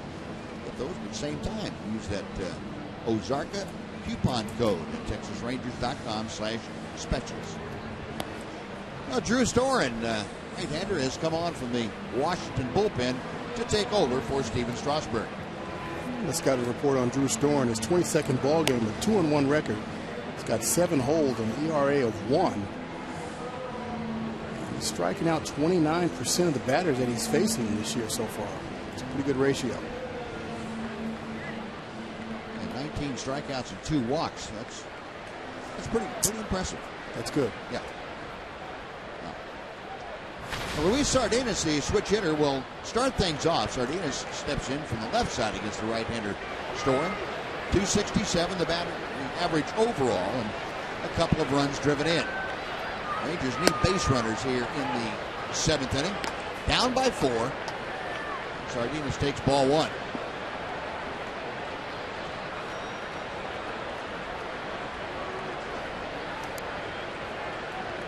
Storen back to the plate. There's a strike. Williams had the only RBI of the game on Wednesday at Target Field up in Minneapolis. A 1-0 Ranger win.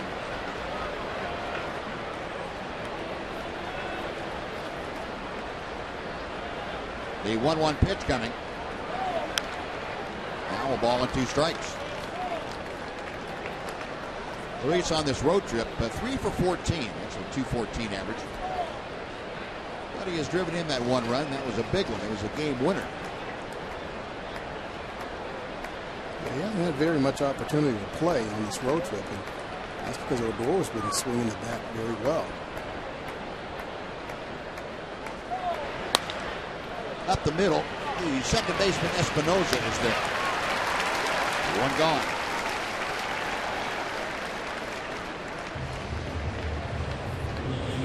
Sardinas grounds out to start the Rangers 7th. Now back to the top of the order. Shin-Soo Choo will step in. Nice Friday night crowd here at Nationals Park. Found out, Mac, why the game is a noon game tomorrow, Eastern time. It's 11 o'clock Central time. They're having, the Nationals are having their big gala, kind of like the Rangers triple play. Okay. And they're having that tomorrow night, and they learned from last year's experience when they had a 15-inning game. And a lot of the players didn't make it to the gala, that we'll start a little bit earlier. So it's a 12 o'clock Eastern and 11 o'clock a.m. Central Time start tomorrow morning.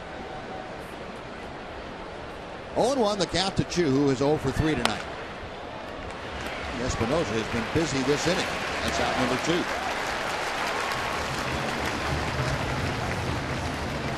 Storen gets a couple of ground balls at the second baseman, and now he will face Elvis Andrus.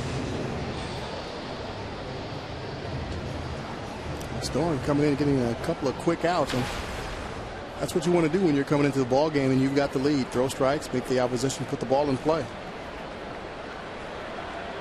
Elvis reached once tonight. That was on that walk back in the 3rd inning. Other than that, he has struck out and grounded out.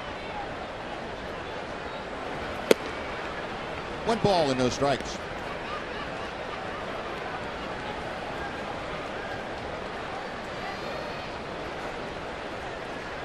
Elvis with hits in 4 of his last 5 games all on this road trip.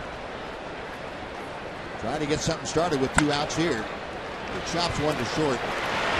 Off balance throw by Desmond. A 1-hop pick by LaRoche at first. Storen gets 3 ground balls. Some pretty good defense in the inning. Rangers gone in order will take the stretch at Nationals Park with Washington leading the Rangers 6-2.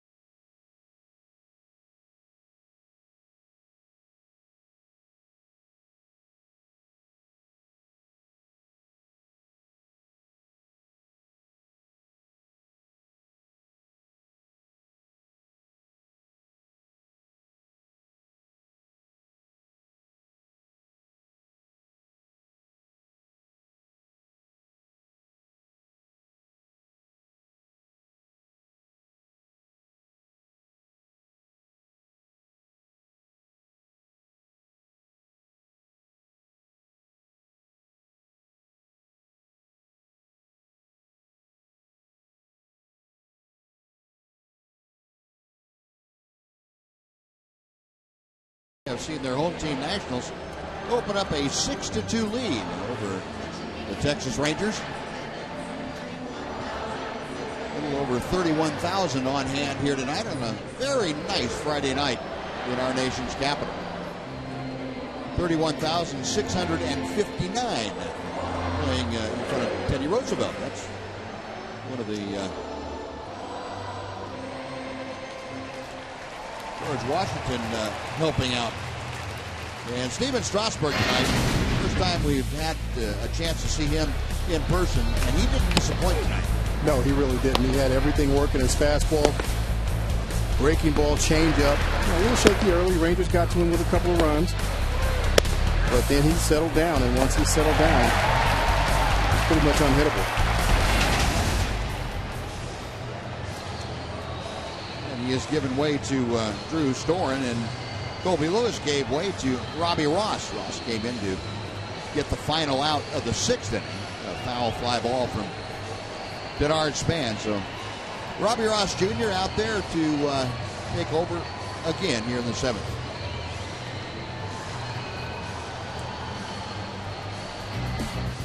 Texas Rangers baseball on TXA 21 is sponsored by Honda.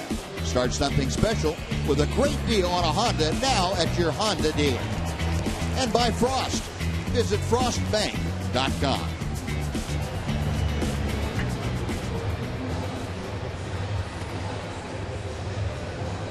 $31,659 to be exact, according to the count here. On hand, a great Friday evening, and the Rangers and Nationals will continue tomorrow. I mentioned 11 o'clock a.m. time. It'll be Nick Tepish and Doug Fister tomorrow afternoon, Eastern time anyway. And then on Sunday, Yu Darvish back to the hill. Glad to see Yu has recovered. He'll be opposed by Tanner Roark. Robbie Ross Jr. going to work. The first pitch to Anthony Rendon is inside for ball 1.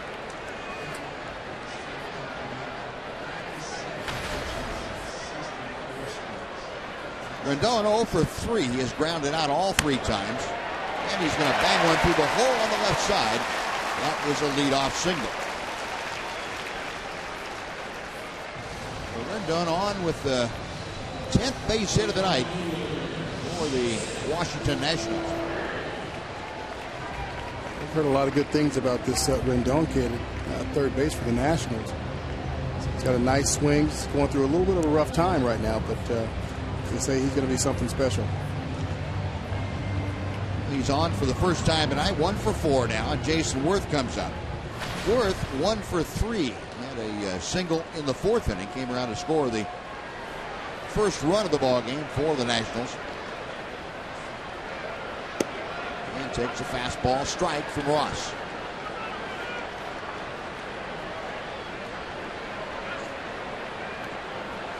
And Worth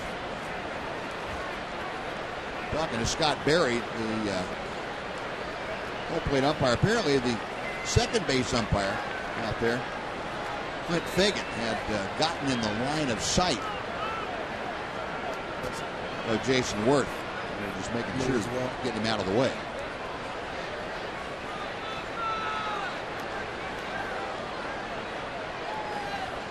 Actually, if you're a pitcher, you want the umpire to stand right behind and jump up and down and wave his arms, I would think.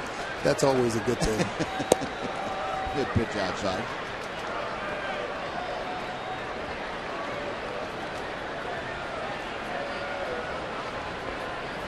Well, that's a tough situation that Sardinas is in right here. When Worth asked the umpire at second base to move over, he actually moved right in the line and eyesight of Sardinas with home plate. And Worth shoots one through the same hole that Rendon got one through. Pair of singles to open up the 7th inning against Ross. And it'll bring up Adam LaRoche. Well, I guess it helped. Apparently. Either that or he just forgot about it and said, oh, the heck with it, I'll go ahead and swing the bat.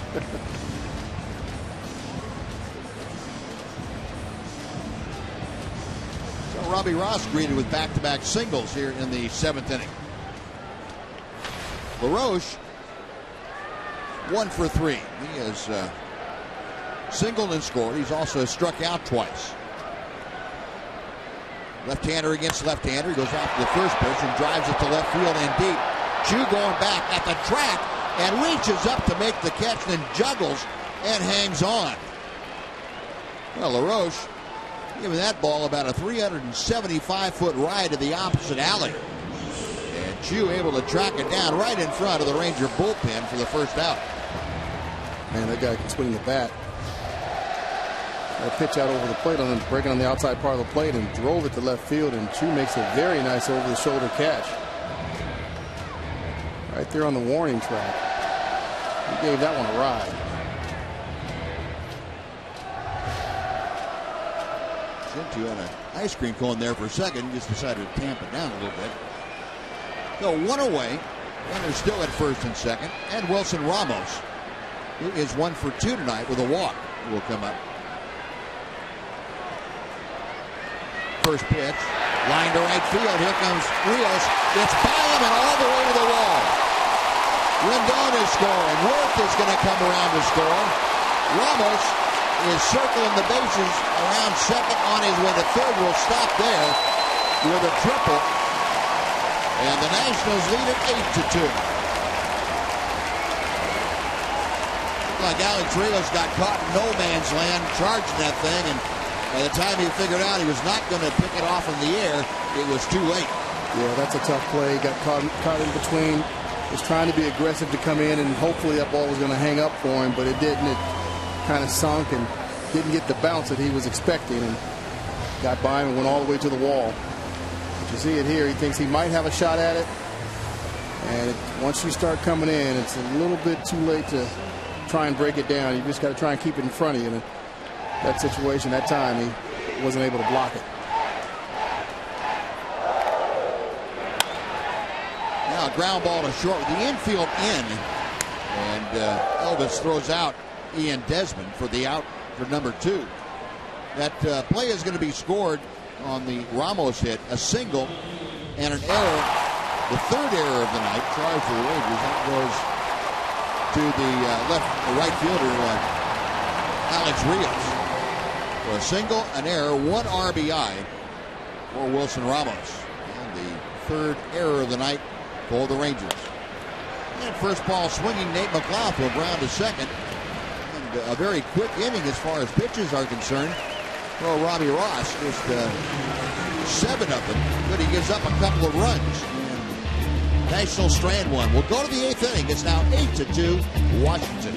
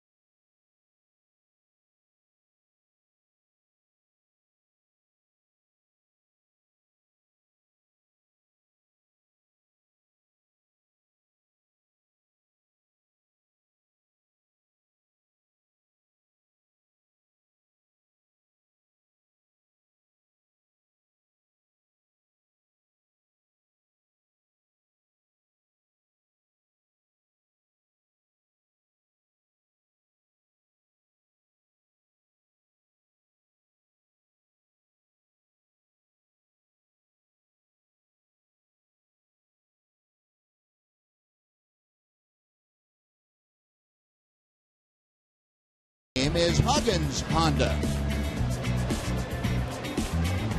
Well, the eighth inning came about very quickly. The Nationals scored 2 quick runs in the bottom of the 7th. Now the Rangers coming back in the top of the 8th. They will face Blake Trinan, 25-year-old right-hander coming out of the Nationals bullpen. The scouting report on Blake Trinan: a 6-ball game with an 0-2 record, ERA of 1.56, 17+ innings, 7 walks and 13 strikeouts, and a pretty high opponent's batting average of 300. It's the guy they got over with in the Michael Morse trade with the A's a couple years back. So Drew Storen goes 1 inning, gets 3 ground balls, and he is gone. And now Blake Trinan will come on to face Mitch Moreland, Adrian Beltre, and Alex Rios. The Nationals didn't score until the 4th, but once they got started, they have not let up since. They're now leading 8-2, and Mitch Moreland takes strike 1 from Trinan. Mitch has struck out twice and rolled into a fielder's choice. Up the middle, that's into center field. And a base hit for Moreland leading off the 8th inning. So Mitch extends his hitting streak to 4 consecutive games. He greets Blake Trinan with that single to center field. For the Rangers, that is their 7th base hit tonight. That brings up Adrian Beltre, who has 2 of those 7. He has singled, doubled, he has scored a run. Also flied to center field. Trinan finds a strike. It is 0-1.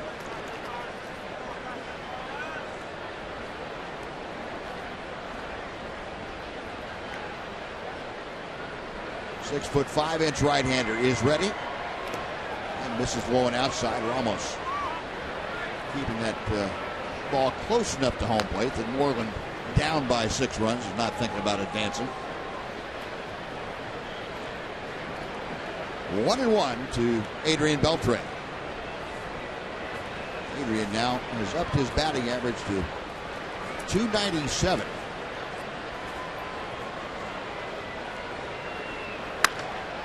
Up the middle, that's going to be over 300. Moreland will stop at second. Beltre with his 3rd hit of the night. And Trinan receiving a very rude reception by the Ranger hitters. Back-to-back singles open up the 8th inning. Well, Adrian Beltre continuing to swing a hot bat.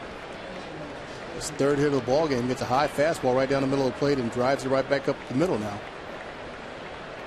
And like you said, I'm sure he's going to be somewhere over 300 with that 3rd hit of the night. Well, his bat is so quick right now. It looks like it's a long swing. That bat hit gets through the hitting area forever. Man. Well, 1st and 2nd, nobody out. Alex Rios looking for his 1st hit of the night. Takes the pitch inside for ball 1. Rios has struck out twice and grounded to second.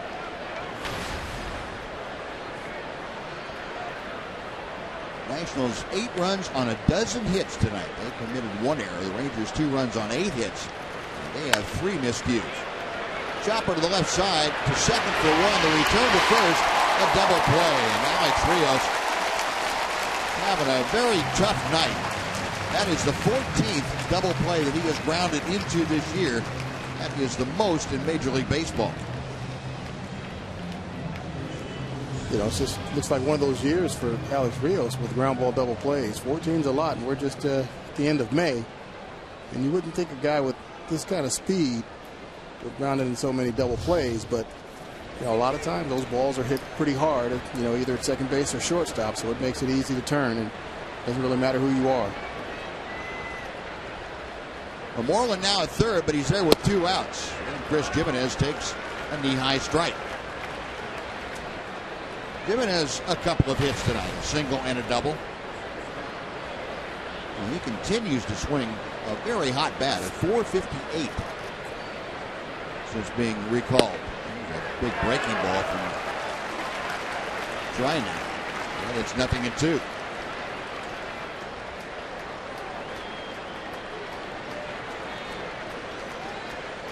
Jimenez called up 10 days ago, the 20th of May, and he has made his presence felt. The line's one to right, but that is at Jason Worth. So the side retired. What looked like the start of a promising comeback fizzles out. No runs, 2 hits, 1 left. After 7.5, Nationals 8, the Rangers 2.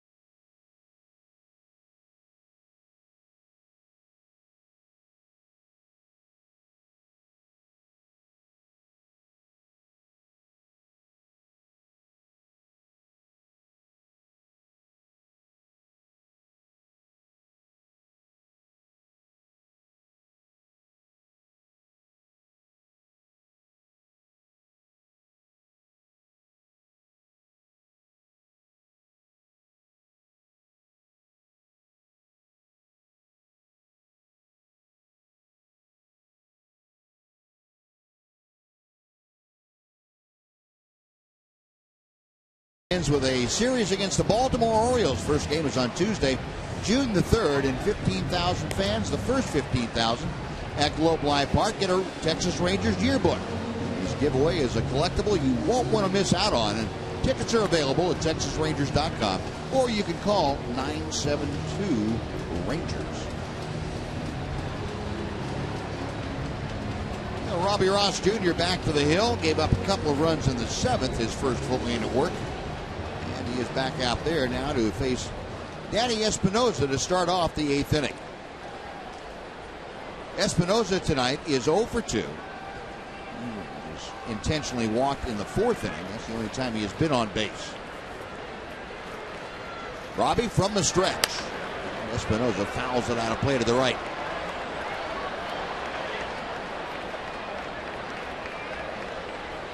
Espinosa, other than the walk, was out on a very nice play by Rougned Odor, the Rangers' second baseman at the time, back in the 30th. He flied to center field in the 6th inning. 0-1 pitch.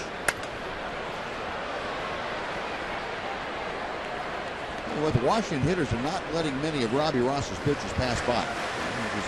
He's throwing strikes and they're wailing on him. Espinosa's fouled a couple off. Paid off for the Nationals in the 7th inning. 2 consecutive singles to start the inning. Then a base hit, 1 hitter later by Wilson Ramos on the first pitch. Inside. That'll stop him from swinging at it.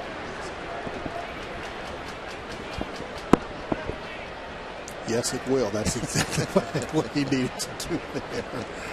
You know, they've been very aggressive with Robbie. Yeah.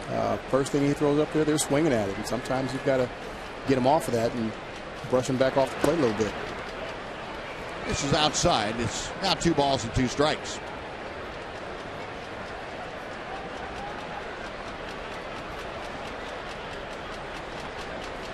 Jason Worth and Adam LaRoche.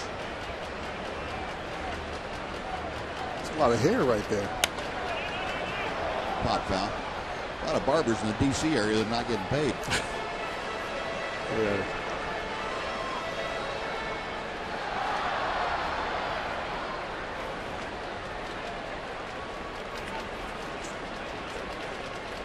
playing rock, paper, scissors for the foul ball? What's that going on? Robbie leaning in for the side. He's ready to work. Another 2-2 pitch. Got him on the fist, and Beltran up with a ground ball. A low throw, and Mitch Moreland able to dig it out. Nice play on Mitch's part down there. That is out number 1. Now let's take a look at the TXU Energy play of the game tonight. Colby Lewis back in the second inning, helping his own cause with his RBI base hit of the night. That's your TXU Energy replay. TXU Energy inspired by you. And Colby. And whatever other Ranger pitcher gets a base hit. Of course. Of course. You gotta play. It doesn't happen very often. You got to play it up all you can.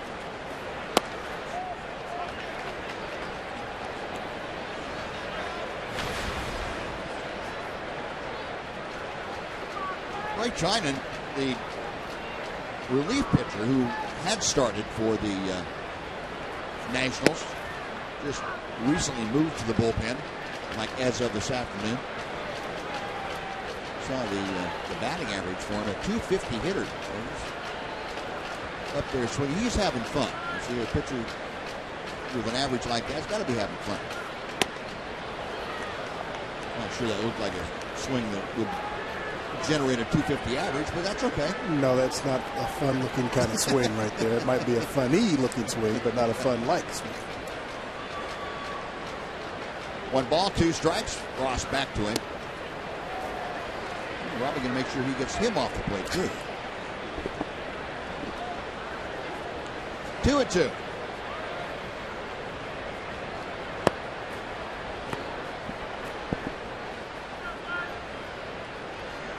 Robbie sets, and the pitch. Try it again.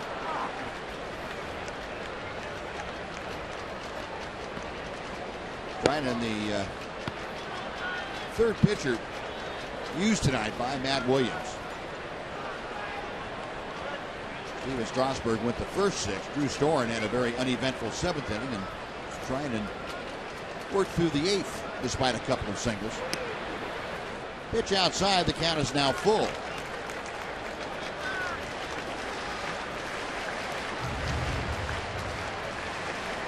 Well, Robbie doesn't want to lose Trinan here. They make the pitcher put the ball in play or swing the bat. Payoff pitch. The right field, coming in a hurry. Alex Rios reaches down and makes the catch. Well, Alex had to battle the lights, keep those out of his eyes, and reach down about shoe top level to pick that one off. 2 gone.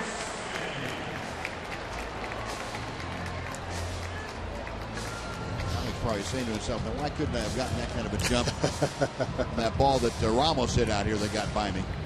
That's a pretty difficult play. He's battling the lights. You see him there, trying to get to the side of it a little bit. And stays with it. It's a shoestring catch. Well, that nice play takes Robbie Ross Jr. back to the top of the Nationals order, and Denard Span. Span was the first hitter that Ross faced when he entered the game in the 6th inning. Robbie came in with a runner at second, a couple of runs across, and 2 outs. And Span chops one foul down the right side. Span promptly swung at the first pitch and hit a foul fly ball to Shin-Soo Choo.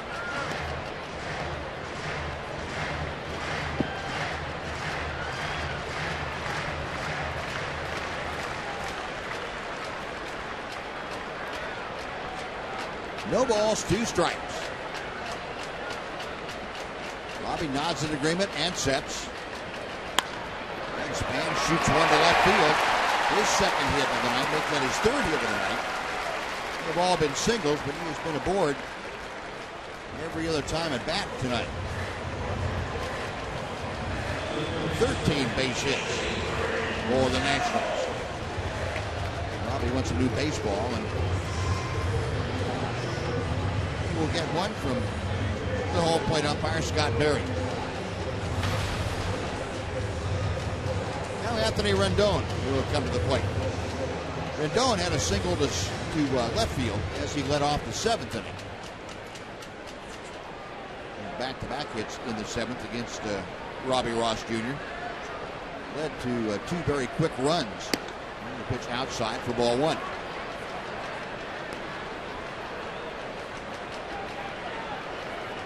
Rendon now hitting .251 for the year. Got Span at first with 2 outs. That ball to right field. Late break for Rios. He's not going to get it. Around second, on to third goes Span. A looping single by Rendon. Back-to-back 2-out singles. And runners at the corners for Jason Worth.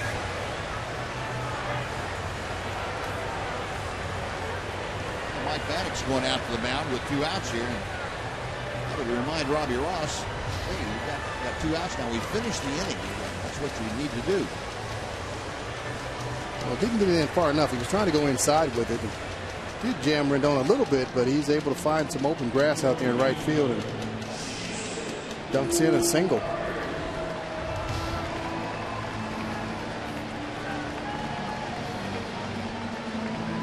The 5 hits now given up by Robbie Ross in his 2 innings of work here tonight.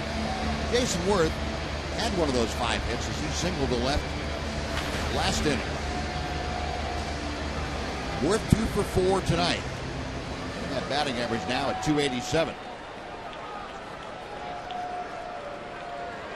Span at third, Rendon at first. And Worth takes a strike at the knees.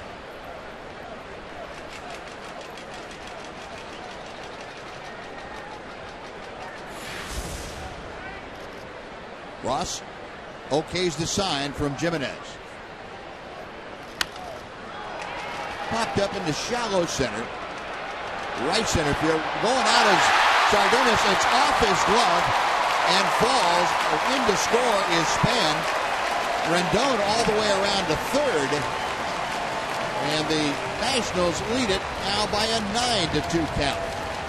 And that is going to be an RBI single for Jason Worth off the glove of Luis Sardinas. That's a tough play. Luis turned the wrong way, went to the right. That ball's going to tail back over his shoulder. Tried to stay with it, turned around, and just didn't complete the play. It looks like it hit off the heel of his glove. He gets there, he's got plenty of time. Just stuck his glove out just a little too far. Well, the Nationals now have scored in each of the last 5 innings. They've taken a 9-2 lead. Runners at first and third again, and Adam LaRoche takes strike 1. Check swing on that pitch. It's a bit low. 1 ball and 1 strike. LaRoche 1 for 4 tonight. Singled and scored in the 4th inning. Last time up against Ross, sent a fly ball to the wall in front of the Ranger bullpen in left field. She able to run it down for a long out. 2-1 now the count.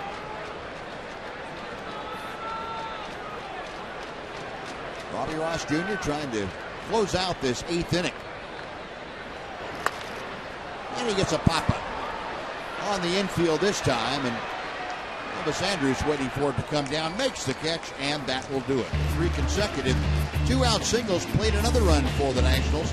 We're going to the 9th inning. It's now Washington 9 and Texas 2.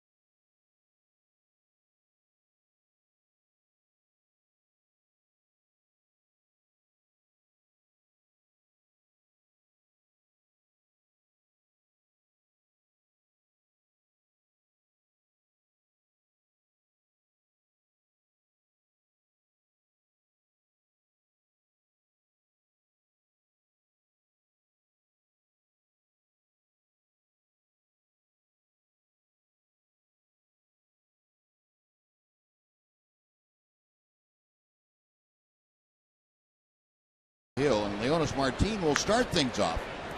Bottom of the Ranger order to get something going. See if the Rangers can mount some kind of comeback here in the ninth inning. Leonis Martin, a tough night. He is 0 for 3. And he takes Blake Triton's pitch inside for ball one.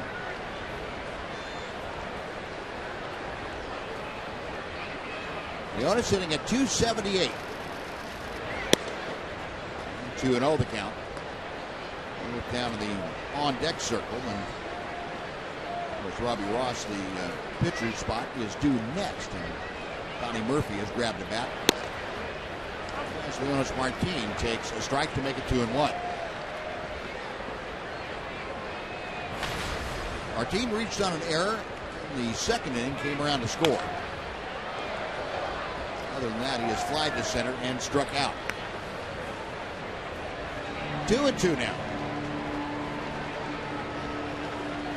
Blake Triton, the third pitcher used by Matt Williams tonight. Starting his second full inning of work. He gave up back-to-back singles to start the eighth, but had a double play ball and got out of it. Tapper back to him. An underhand flip to LaRoche for out number one.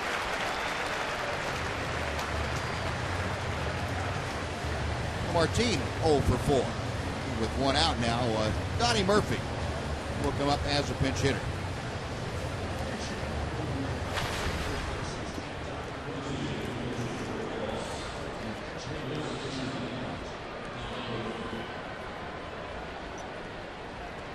Donnie Murphy, not a lot of action on this road trip, but when he did get an opportunity, well, he made the most of it. He's had 3 RBIs and a home run, a 2-run home run on Saturday in Detroit. He takes ball one inside. He also had one taken away from him in Minnesota. That's right. That's right. He's been swinging the bat pretty well with the few opportunities that he's had. 1-0 pitch. It's out of play to the right. A ball and a strike. Aaron Hicks went up and took one completely over the wall away from him. He had a 3-run home run. Yeah. That was going to drive in a couple. He got the sac fly out of it, but missed a couple of other RBIs. Triton, next pitch to him, misses outside. This young man's got a pretty lively arm out there. Yes, I would say so. This is that guy that throws hard and it moves. Yeah. Now the 2-1.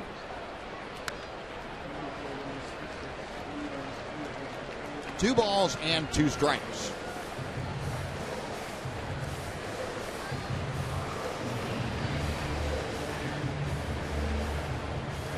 Donnie, of course, missing 20 days, 18 days with that neck strain that he hurt passing the bag at Globe Life Park. Pops this one up foul territory, first base side.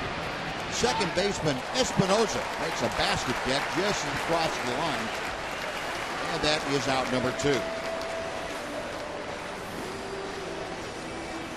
Well, the Rangers now down to their final out, and Luis Sardinas comes to the plate to try and give the team a little life.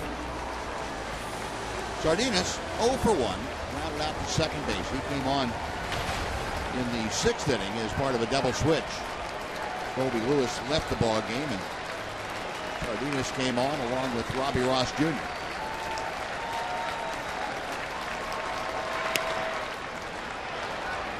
First one is out of play down the left side. Well, again, we'll be with you at 11 o'clock tomorrow morning, Central Time. Second game of this 3-game series will be Nick Tepish on the hill for the Rangers. And Doug Fister, a familiar foe, going for the Nationals. No balls and 2 strikes.